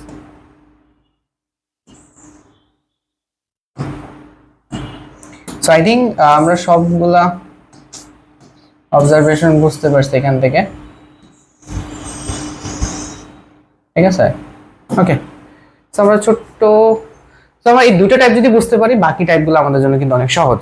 আমরা হচ্ছে কেস 1 এবং কেস 2 এর জন্য হচ্ছে কৃতকাজ নির্ণয় করছি। এবার আমাদের টার্গেট হচ্ছে কেস 3 এর জন্য কৃতকাজ নির্ণয় করা, যেখানে আমার কোনো বস্তু কোনো হেলানো তল বরাবর ভি সমবেগে উপরে ওঠে এবং ভি সমবেগে নিচে নামে, ঠিক আছে? আচ্ছা, সো এই দুটো কেসের জন্য দেখো আমরা কৃতকাজ বের করছি। সো কৃতকাজ নির্ণয় করার জন্য ভাই আমাদের সবার আগে যে কাজটা করতে হয় সেটা হচ্ছে আমাদের অ্যাপ্লাইড ফোর্স বের করতে হয়, ঠিক আছে? এখন এখানে অ্যাপ্লাইড ফোর্স বের করার জন্য দেখো আমাদের কিছু কাজ করে নিতে হবে শুরুর দিকে। প্রথম কাজ কি? এটা তো অ্যাম্বরের একটা বস্তু, তাই না? আচ্ছা, অ্যাম্বরের বস্তুর এখানে একটা মানে হলো অ্যাম্বরের বস্তুর উপর এখানে একটা বল কাজ করে, এন্ড বলটা কি বলতো? তার ওজন, ঠিক আছে?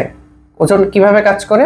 কোনো বস্তুর ওজন কাজ করে একবারে খাড়া নিচের দিকে, ডব্লিউ ইকুয়াল টু এমজি। এটা নিয়ে তো কারো কোনো সন্দেহ নাই। ওকে, এখন আমার কি ডব্লিউ ইকুয়াল টু এমজি দিয়ে হবে? হবে না। কেন? কারণ দেখো তোমার এই যে গতিপথটা কিন্তু তোমার তল বরাবর, এই যে তল বরাবর, সো তুমি তল বরাবর তোমার কি নিয়ে যাইতে হবে? তোমার কোনো একটা বল নিয়ে যাইতে হবে, বাট বলটা তল বরাবর নাই। প্রবলেম কি? আমরা বলের উপাংশ নিয়ে যাব। এখন চিন্তা করো এটাকে যদি আমরা দুইটা উপাংশে ভাগ করতাম, এখন আমরা একটা কাজ করব, কাজটা হচ্ছে এই তলের বরাবর এখানে একটা লম্ব আঁকবো। কি আঁকবো? এখান থেকে একটা লম্ব টানবো, ঠিক আছে? তলের সাথে একটা লম্ব টানবো। তাহলে বলো তো এই যে অ্যাঙ্গেলটা কত ডিগ্রি? এই অ্যাঙ্গেলটা কিন্তু 90 ডিগ্রি, ঠিক আছে? তলের সাথে একটা লম্ব টানছি, আর তলের সাথে এটা লম্ব টানলে এই অ্যাঙ্গেলটা কত ডিগ্রি হয়? থিটা হয়, ঠিক আছে? বুঝা গেছে কিভাবে হইছে? এটা খুব সহজে ভাই, বেসিক ত্রিকোণমিতি, মানে ত্রিকোণমিতি না, বেসিক মানে হলো সমকোণী ত্রিভুজের তুমি এই দিক ওই দিক মানে কোন লাইন এটা বের করতে পারবা। সো এরকম কেসের জন্য এইটা থিটা হইলে এটাও কি হয়? থিটা হয়, ঠিক আছে? এইটাও যদি না পারো আমাকে বলবা, আমি দরকার হলে তোমাদের আবার দেখিয়ে দিব, ঠিক আছে? এবার দেখো, তাহলে দেখো যে এটাকে আমি দুইটা উপাংশে ভাগ করে ফেলতেছি, এটাকে অন্য একটা কালার দিই। কালার দেওয়ার একটা কারণও আছে। ওকে, দেখো এই যে একটা ভেক্টরকে দুইটা উপাংশে ভাগ করে ফেলছি, একটা হচ্ছে আমার যেটা থিটা আছে আর এটা হচ্ছে থিটা, এটাকে তুমি অনুভূমিক বলতে পারো, এটাকে উল্লম্ব বলতে পারো। এখন আমরা জানি উপাংশকে ভাগ করার নিয়ম হচ্ছে যার সাথে থিটা আসে সেখানে হয় mg cos থিটা, আর যার সাথে থিটা নাই সেখানে হয় mg sin থিটা।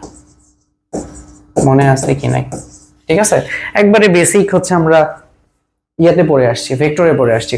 এখন এইখান থেকে দেখো যে আমাদের এই যে mg cos থিটা আছে, mg cos থিটা কিন্তু এখানে আর থাকবে না। কেন? এই mg cos থিটাকে ভ্যানিশ করে দিবে আরেকটা ফোর্স, এন্ড তার নাম হচ্ছে প্রতিক্রিয়া বল। আমরা জানি যে কোনো একটা তলে, কোনো তল বরাবর যদি কেউ বল প্রয়োগ করে তার একটা প্রতিক্রিয়া বল পাওয়া যায়। ঠিক আছে, এখন বলো তো, মনে রাখবা যে আর এখানে mg cos থিটা এই দুইটার ভ্যালু কিন্তু সমান। সমান হলে কি হবে লজিক্যালি বলো তো? একটা আর একটাকে কি রিডিউস করে দিবে না? কিভাবে রিডিউস করবে দেখো তো, এখানে mg cos থিটা নিচের দিকে কাজ করতেছে, সেম পরিমাণ বল উপর দিকে কাজ করতেছে, একে অপরকে ভ্যানিশ করে দিবে। আর কিভাবে বুঝছি একটা একটা সমান? সিম্পল হিসাব, বস্তু নিচেও যাচ্ছে না, বস্তু উপরেও যাচ্ছে না, তার মানে দুইটা ফোর্স সমান। তার মানে এই দুইটা ফোর্স নিয়ে আমার চিন্তা করার কোনো দরকার নাই। এগুলা নিয়ে চিন্তা করব না, এটা নিয়েও চিন্তা করব না, এটা নিয়েও চিন্তা করব না। কেন? কারণ mg কে কিন্তু অলরেডি আমি দুইটা কম্পোনেন্টে ভাগ করে ফেলছি, mg cos theta, mg sin theta. তার মধ্যে mg cos থিটা বাদ, তাহলে শুধুমাত্র এখানে কে কাজ করতেছে? mg sin theta. এই কথাটা মাথায় আসতেছে কিনা এবার দেখো। আমি একটা, মনে করো একটা রুটিকে দুই ভাগ করে ফেলছি, এখন কিন্তু আর mg নাই এখানে, mg কে দুই ভাগ করে ফেলছি, mg নাই, আছে mg cos theta, mg sin theta. তার মধ্যে mg cos থিটা কাজ করে না, কাজ করবে কে? Only mg sin theta. Okay, এখন ধরো যে mg sin থিটা বলে বস্তুকে নিচের দিকে টানতেছে, তো তুমি যদি এটার উপর কোনো ফোর্স অ্যাপ্লাই না করো তো নিচের দিকে চলে যাইতো। যেহেতু উপরের দিকে তুমি v সমবেগ দিছো, তার মানে উপরের দিকে তোমার একটা ফোর্স, এখানে উপরের দিকে তোমাকে একটা ফোর্স কি করা লাগছে ভাই? দেওয়া লাগছে। ঠিক আছে, উপরের দিকে একটা ফোর্স দেওয়া লাগছে, এন্ড এই ফোর্সের নাম হচ্ছে অ্যাপ্লাইড ফোর্স। এই অ্যাপ্লাইড ফোর্সে আমাকে বের করা লাগবে। এন্ড বলো তো এই অ্যাপ্লাইড ফোর্স কি mg sin থিটার সমান কিনা? অবভিয়াসলি সমান, যেহেতু সমবেগে যাচ্ছে, তাই না? আমরা কি করব?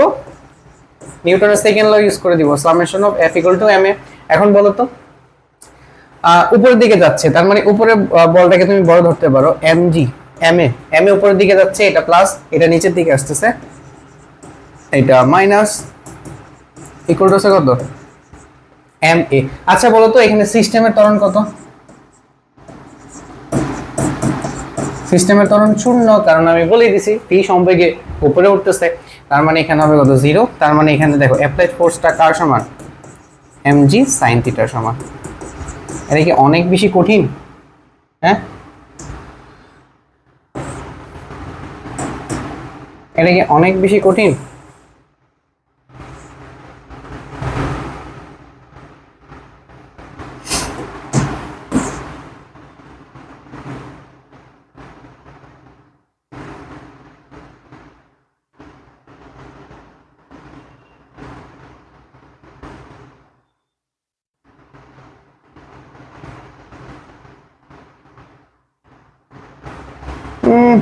এটা না থাকলেই বেটার। হ্যাঁ, ওকে, তাহলে অ্যাপ্লাইড ফোর্স হচ্ছে এত।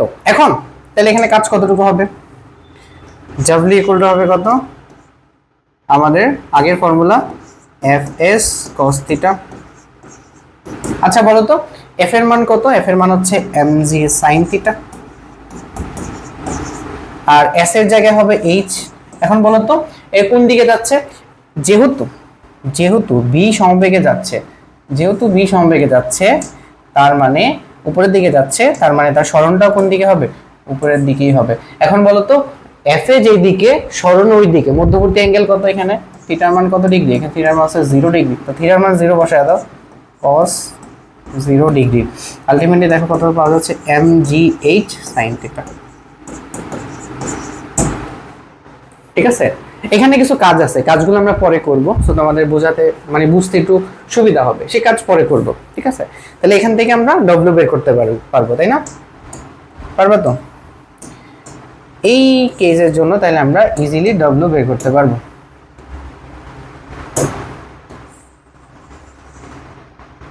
ঠিক আছে, এটাতে চলে আসো, সেম কাজ করে ফেলবো আমাদের, বেশি টাইম লাগবে না।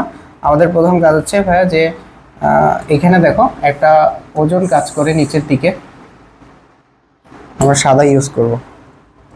This is far better. তাহলে একটা ওজন কাজ করতেছে একবারে নিচের দিকে। আচ্ছা, তার দুইটা উপাংশ হবে। কি কি উপাংশ হবে ভাইয়া? যে আমরা দুইটা উলম্ব, আমরা মানে এটাকে দুইটা লম্ব উপাংশে ভাগ করে দিব, ঠিক আছে? আর লম্ব উপাংশে ভাগ করলে আমরা অলরেডি জানি যে এটা যদি থিটা হয় তাহলে এটাকে থিটা বলা যায়। এটা যদি তোমার mg হয় এটা হবে ভাই mg cos থিটা, যার সাথে থিটা থাকে তার সাথে cos আসে, আর এটা হবে কত mg sin থিটা, ঠিক আছে? ওকে, v সমবেগে নিচে নামতেছে, সিম্পলি এটা আসলে সিম্পলি বলা যায়। আচ্ছা ভাই বলো তো, mg sin থিটা একটা বল না? বল যদি এইদিকে কাজ করে তাহলে নর্মালি বস্তুটা কিভাবে পড়ার কথা? একটা ত্বরণে পড়ার কথা, বাট আমি বলতেছি সিস্টেমে হচ্ছে সমবেগে যাচ্ছে, তার মানে সিস্টেমের ত্বরণ কত? সিস্টেমের ত্বরণ কত বলো? সিস্টেমের ত্বরণ হচ্ছে শূন্য। শূন্য মানে কি? এখানে কোনো ত্বরণ নাই, তার মানে যেই বলে নিচের দিকে টানতেছে সেম বলে উপরের দিকেও টানতেছে, তার মানে এখানে একটা অ্যাপ্লাইড ফোর্স আছে।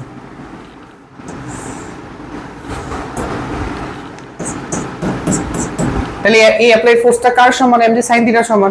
বিশ্বাস না হলে নিউটনের আবার কি সেকেন্ড ইউজ করো, summation of f = ma।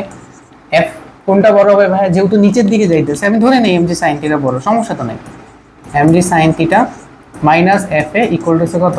m into ত্বরণের মান হচ্ছে শূন্য, সিস্টেমের ত্বরণ শূন্য, তার মানে এখানে আবার লেখা যায় fa = কত? mg sin theta. বুঝা গেছে? ইজিলি এখান থেকে প্রুফ করা যায়। এখন এখান থেকে যদি আমরা w বের করতে চাই, w ফর্মুলা কি? fs cos theta. f এর মান হচ্ছে কত? mg sin theta. s এর জায়গায় লিখলাম h। বলো তো কোন দিকে নামবে? যেহেতু v নিচের দিকে, তার মানে সরণটা কোন দিকে হবে? নিচের দিকে হবে।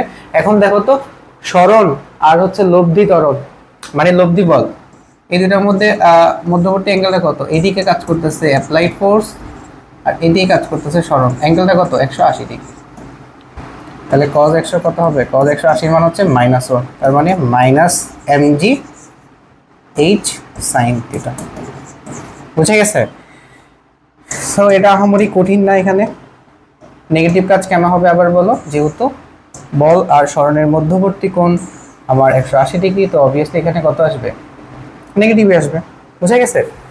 এখান থেকে আমরা কিছু ম্যাথ করব, মানে এইখানে বসে, সেগুলো পরে করবো। সো আশা করি দুইটা ডায়াগ্রাম তোমরা ইজিলি বুঝতে পারছো, এখানে আহামরি কোনো প্রবলেম নাই। এবার চলো আমরা আমাদের ফোর্থ কেসে চলে যাই। হেলানো তল বরাবর এ সমতলে উপরে উঠতেছে, হেলানো তল বরাবর এ সমতলে নিচে নামতেছে। আগের মতোই কাজ হবে, আমরা সিম্পলি আগের মতো কাজগুলো করে ফেলবো। ওজন কাজ করতেছে, ওজন কাজ করবে নিচের দিকে, তার এই বরাবর একটা উপাংশ থাকবে এবং তার এই বরাবর একটা উপাংশ থাকবে, ঠিক আছে? ওকে, কাজ অলমোস্ট শেষ। তাহলে দেখো তো আমরা সুন্দর মতো এগুলোকে মার্কিং করি। হ্যাঁ, এটা যদি হয় এটাকে আমরা কত লিখতে পারি? mg লিখতে পারি। আর এটা থিটা হলে এটাকেও থিটা লেখা যায়, এটাকে লেখা যাবে mg cos থিটা, এটাকে লেখা যাবে mg sin থিটা। তো আমি কিন্তু শুরুতে এক্সপ্লেইন করে দিয়েছিলাম, mg কে তুমি দুই ভাগে ভাগ করে দিছো, তার মধ্যে mg cos থিটা কোনো কাজের না এখানে, এটাকে প্রতিক্রিয়া বল রিডিউস করে দেয়। শুধুমাত্র অ্যাক্টিং ফোর্স হচ্ছে mg sin theta, acting force কে? mg sin থিটা, বারবার বলছি। ওকে, তাহলে কোন ত্বরণে উপরে উঠতেছে? এ ত্বরণে। বস্তুকে যদি কোনো কিছু না দিতা, নরমালি সে নিচের দিকে নেমে যেত mg sin থিটার কারণে, বাট ও উপর দিকে উঠতেছে, তার মানে অবভিয়াসলি তুমি এখানে একটা ফোর্স অ্যাপ্লাই করছো, ঠিক আছে? এই দুটাকে আমি একটু ডিফারেন্ট কালার দিয়ে প্রকাশ করি, তাহলে আর মোর বেটার হবে, ঠিক আছে? এই যে এ অ্যাপ্লাইড ফোর্স, ঠিক আছে? সিস্টেমের ত্বরণ হচ্ছে এ, তাহলে আমি এখানে ইউজ করি সামেশন অফ f = কত? ma। ভাই কোন দিকে উঠতেছে? উপরের দিকে, তার মানে উপরের ফোর্সটা বড়, তার মানে fa minus mg sin theta equal to কত? ma। বুঝে গেছে? এখন এখান থেকে দেখো অ্যাপ্লাইড ফোর্সের মান কত? ma প্লাস mg sin, বা সমস্যা নেই, আগে পরে লিখলে সমস্যা কি? sin থিটা, ঠিক আছে? বুঝে গেছে? মনে আছে কিনা আমরা যখন ওই যে ত্বরণে যখন খাড়া উপরের দিকে উঠতো তখন তার ফর্মুলাটা কি আসছে?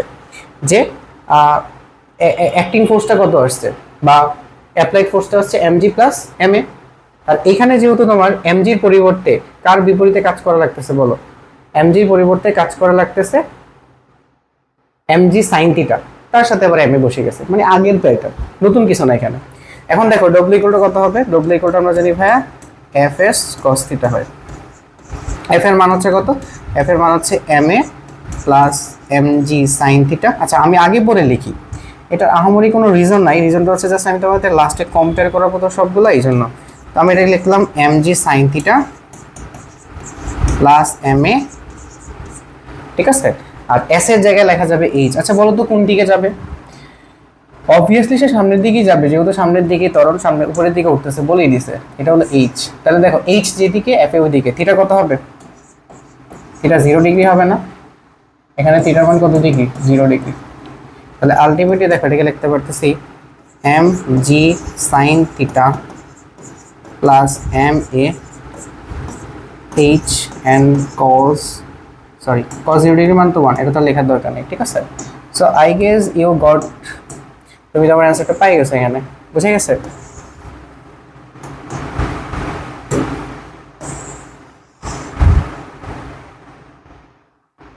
ঠিক আছে, সিমিলারলি এখানে ওই আগের মতো কাজ হবে। কি কি কাজ হবে বলো, আমরা এখানে কি কি উপাংশ পাবো,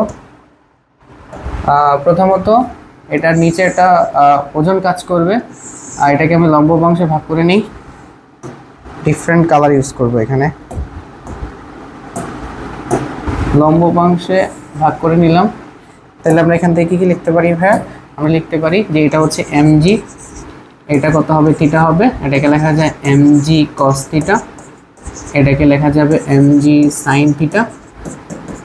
এমজি কস থিটা কোনো কাজের না আমরা জানি, এটা প্রতিক্রিয়া বল দ্বারা রিমুভ হয়ে যায়। এখন বলো এখানে ছোট একটা কন্ডিশন লিখে রাখতে পারো যে এই যে জি এর মানটা আছে না, এর মানটা নর্মালি তোমার জি সাইন থিটা থেকে ছোট হবে নর্মালি, ঠিক আছে, এরকম হবে, মানে এই ছোট একটা কন্ডিশন। এখন বলো তো নর্মালি এই এমজি সাইন থিটাটা নিচের দিকে নামার কথা না, ঠিক আছে, বাট কতটুকু ত্বরণে নামার কথা, জি সাইন থিটা ত্বরণে নামার কথা, বাট তার থেকে কম ত্বরণে নামতেছে, বুঝো, নিচে যতটুকু ত্বরণে নামার কথা তার থেকে কম ত্বরণে নামে, তার মানে উপরের দিকে কি একজন ধরে রাখছে, তার মানে অবভিয়াসলি উপরের দিকে একটা অ্যাপ্লাইড ফোর্স আছে, জাস্ট ফিল দ্যাট, উপরের দিকে অবভিয়াসলি একটা অ্যাপ্লাইড ফোর্স আছে, সেই ফোর্সের নাম হচ্ছে A F A. Formula use করে দাও, summation of F equal to M A, F এর জায়গায় কোনটা বড়, অবভিয়াসলি এমজি সাইন থিটা বড়, নিচের দিকে যেহেতু নামতেছে তার মানে এমজি সাইন থিটা, ঠিক আছে, মাইনাস হবে কত এফ এ, যেহেতু তার উল্টা দিকে কাজ করে, ইকুয়াল টু হচ্ছে এম, তার মানে M G sine theta minus M A equal to হচ্ছে এফ এ। এটাই হচ্ছে সেই অ্যাপ্লাইড ফোর্স, বুঝে গেছে।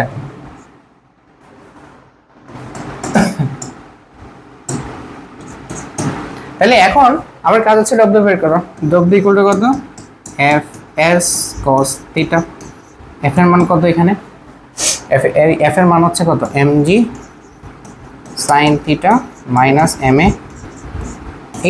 এইটার সাথে এস এর জায়গায় লিখবো এইচ। আচ্ছা এইচ কোন দিকে হবে বলো, এইচ কোন দিকে হবে, যেহেতু নিচের দিকে নামতেছে তাহলে এইচ কোন দিকে হবে, নিচের দিকে হবে। এখন চিন্তা করো তো এইচ নিচের দিকে আর এফ উপরের দিকে, এই অ্যাঙ্গেলটা কত, ওই অ্যাঙ্গেলটা কত 180 ডিগ্রি না, তাহলে এখানে 180 ডিগ্রি বসায় দাও, কজ 180 মানে হচ্ছে নেগেটিভ, এটা কত হবে minus M G sine theta minus M A H. এগুলো কোনো ফর্মুলাই তোমাকে মুখস্থ করা লাগবে না, তুমি জাস্ট পরীক্ষায় এই যে প্রসেসটা আছে না এটা শিখবা, এটা নিজে নিজে করবা, এগুলো কোনো ফর্মুলাই তোমার মুখস্থ করতে হবে না, এমনকি আমারও মুখস্থ নাই এগুলো, জাস্ট প্রসেস ডায়াগ্রাম আঁকবা তারপরে এগুলো বের করবা, বুঝে গেছে। সো এইভাবে আমরা কি করতে পারি, আমরা যে কোনো কেজের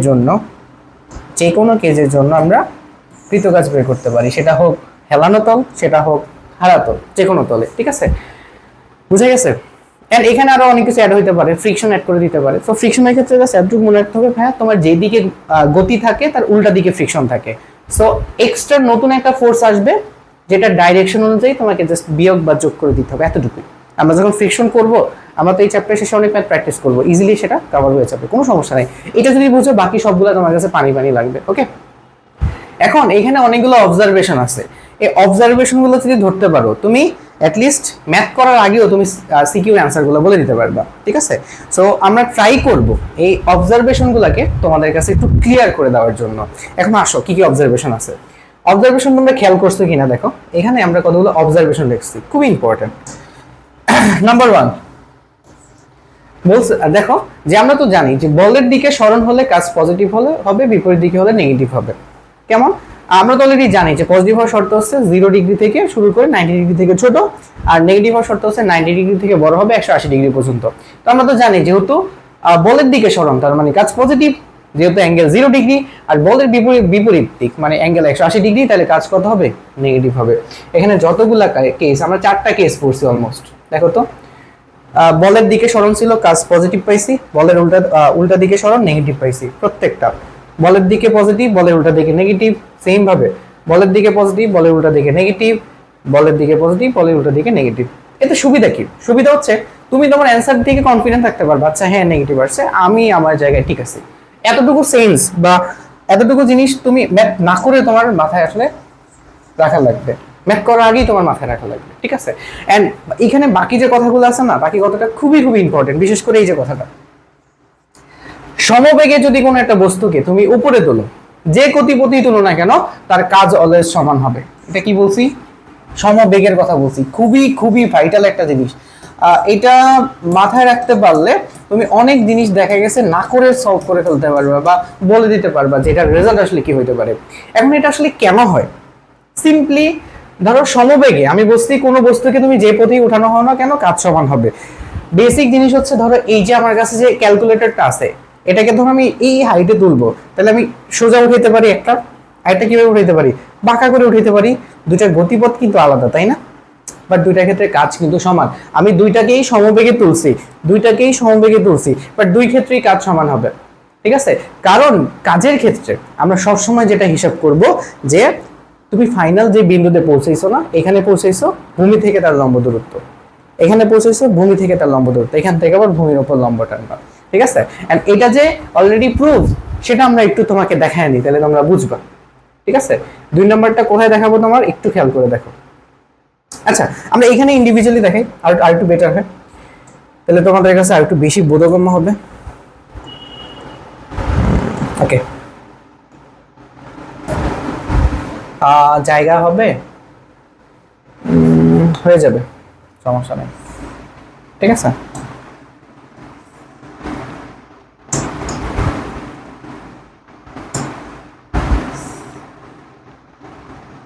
তাহলে দেখো আমি জাস্ট তোমাকে দুইটা গতিপথ দিছি।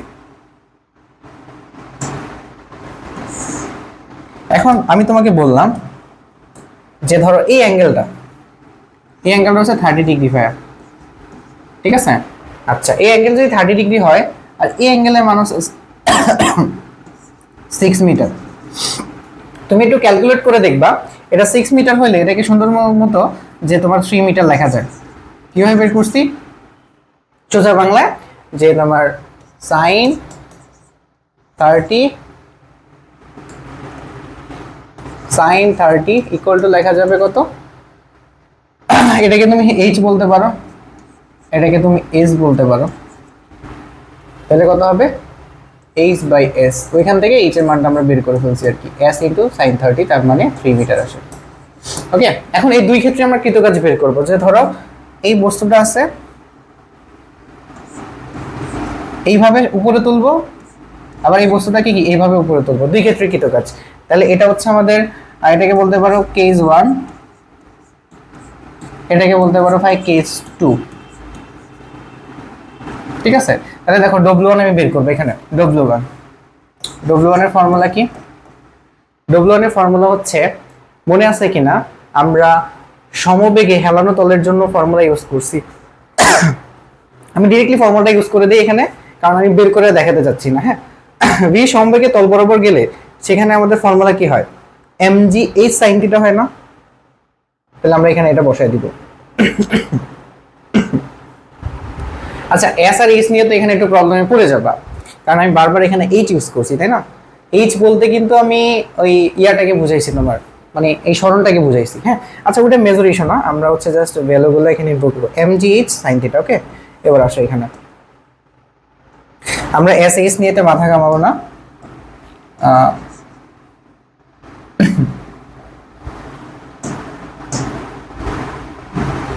তাহলে দেখো আমাদের W1 আসে যে এম জি, ঠিক আছে, এর ডিসটেন্স কত মিটার, 6 মিটার, আর সাইন কত আসবে, সাইন 30, শেষ। এবার বসায় দাও কত আসে, এম এর মান কত, এম এর মান ধরো 2 কেজি, ঠিক আছে, 2 কেজি, এটাও কত কেজি, 2 কেজি। তাহলে বসায় দাও 2 ইন্টু 9.8 ইন্টু 6 সাইন 30, হিসাব করে দেখো কত আসে। 58.8 আসবে মনে হয়, দেখি 2 ইন্টু 9.8 ইন্টু 3, হ্যাঁ 58.8 জুল। আর এখানে কি হবে দেখো, ডব্লিউ ইকুয়াল টু কত হবে, এম জি এইচ, এম এর মান হচ্ছে কত, এম এইচ এর মান হচ্ছে 3, তাহলে এম এর মান কত বলো তো 2, 9.8 ইন্টু 3, এটা গুণ করে দেখো 58.8 জুল চলে আসে। সো এটা একটা অবজারভেশন, এই অবজারভেশনটা অলওয়েজ তুমি মাথায় রাখবা, হ্যাঁ মাথায় রাখলে কোনো প্রবলেম হবে না। কি মাথায় রাখবা, যে আমি সমবেগে যে পথেই কোনো বস্তুকে তুলি না কেন তার কাজ সবসময় সমান থাকে, ঠিক আছে, কারণ অভিকর্ষ বল একটা সংরক্ষণশীল বল, এটা গতিপথের উপর কখনো নির্ভর করে না, বুঝে গেছে। আর এখানে এইচ মানে তো বুঝছো, এইচ মানে হচ্ছে যে আমার যে সরণটা হয়েছে ওটাকে বুঝাইছে, এইচ এস এগুলো নিয়ে কোনো প্যারা হবে না, বিষয়টা বুঝলে তুমি ইজিলি করতে পারবা, বুঝে গেছে। এস আর এইচ এর মান এখানে ইকুয়াল ছিল। এবার আসো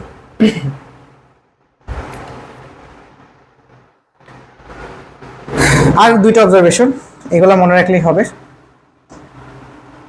একটা অবজারভেশন হচ্ছে দেখো এই যে এটা, একই উচ্চতায় ওঠার জন্য তুমি যদি একই উচ্চতায় উঠতে চাও, সেটা হইতে পারে ত্বরণে, হইতে পারে সমবেগে, কোনো সমস্যা নেই, তাহলে খারাপভাবে উঠতে গেলে সবসময় তোমাকে বেশি বল প্রয়োগ করা লাগবে, সিম্পল তাই। তুমি যদি দেখবা যে সিঁড়ি দিয়ে উপরে তলায় ওঠো না, যেই সিঁড়িটা দেখবা বেশি খারাপ ওই সিঁড়িতে উঠতে কষ্ট বেশি লাগে, মানে তোমাকে বেশি ফোর্স অ্যাপ্লাই করা লাগে, ঠিক আছে। আর যেই সিঁড়িটা একটু হেলানো বেশি মাটির সাথে, ওটা দিয়ে উঠতে তোমার কাছে সহজ মনে হয়, কারণ ওটাতে তোমার বল কম প্রয়োগ করা লাগে। এটা ম্যাথমেটিক্যালি খুব ভালোভাবে প্রুফ করা যায়, ঠিক আছে। যেমন ধরো আমরা এইখানে একটু অ্যাপ্লাই করে দেখি, তাহলে বুঝবা, ঠিক আছে। ম্যাথ করলে গেলে তার আগে বুঝবে, আমি জাস্ট সিম্পল একটা আইডিয়া দিই, হ্যাঁ। যেমন ত্বরণে যাচ্ছে বা সমবেগে যাচ্ছে, যে কোনো একটা এক্সাম্পল খেয়াল করো। যেমন ধরো যেমন এখানে অ্যাপ্লাইড ফোর্সটা কত, এম জি সাইন থিটা না, তার মানে তোমাকে যদি ভি সমবেগে উপরে উঠতে চায় তোমাকে এম সাইন থিটা দিতে হবে, তাই না। আচ্ছা, সাইন থিটার মান যদি বড় হয়, সাইন থিটার মান যত বড় হয় তখন কিন্তু তার ভ্যালু বাড়তে থাকে, মানে থিটার মান যত বড় হবে সাইন থিটার মানও তত বড় হয়। থিটার মান বড় মানে কি, বেশি খাড়া, আর বেশি খাড়া মানে কি তোমার অ্যাপ্লাইড ফোর্সটাও বেশি, তার মানে খারাপ হইলে তোমাকে ফোর্স বেশি দেওয়া লাগে, আর যদি হেলানো হয় তাহলে ফোর্স কম দেওয়া থাকে। এটা কি, এটা দেখে মনে রাখবে না, তুমি মনে রাখবা যে হেলানো সিঁড়ি যদি হেলানো বেশি থাকে তোমার কষ্ট কম হয়, তার মানে ফোর্স কম দেওয়া লাগে সেখানে। আর সিঁড়ি যদি তোমার খারাপ হয় তাহলে তোমাকে সেখানে কিন্তু ফোর্স বা বলটা বেশি দেওয়ার দরকার হয়। এটা জানলে কি হবে, কিছু ডায়াগ্রামের সৃজনশীল থাকে, তুমি আগে অ্যাজাম্পশন করতে পারবা যে অ্যান্সার কি হবে, বুঝে গেছে। ওকে, সেম ভাবে লাস্ট একটা অপশন, যে সমতরণে কোনো বস্তুকে যদি তুমি খাড়া উপর দিকে তুলতে চাও, সমতরণ মানে সমতরণে কোনো বস্তুকে খাড়া তলে উঠাতে বল বেশি দেওয়া লাগে, এমন তো বলছি যে খাড়া তল হলে অলওয়েজ বল বেশি, এটা তো এখানেই বলে ফেলছি যে যদি তোমার এই যে কি হয়, খাড়াভাবে উঠাতে হলে কি হয়, সবসময় বেশি বল প্রয়োগ করা লাগে কিন্তু কাজ সবসময় কম হবে। খাড়াভাবে উঠাতে গেলে কাজ কম হবে, তুমি যদি ইয়াভাবে উঠাতে চাও মানে হেলানো তল বরাবর উঠাতে চাও তখন আবার কাজ বেশি হবে। ব্যাপারটা বুঝছো।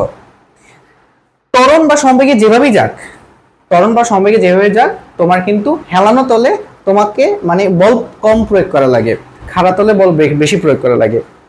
শুধুমাত্র ত্বরণের ক্ষেত্রে কি হয় যে তোমার খাড়া তলে আবার আগের মতোই বল বেশি প্রয়োগ করা লাগবে কিন্তু খাড়া তলে কাজ কম হয়, হেলানো তলে বল কম প্রয়োগ করা লাগে কিন্তু হেলানো তলে কাজ বেশি হয়, বুঝা গেছে।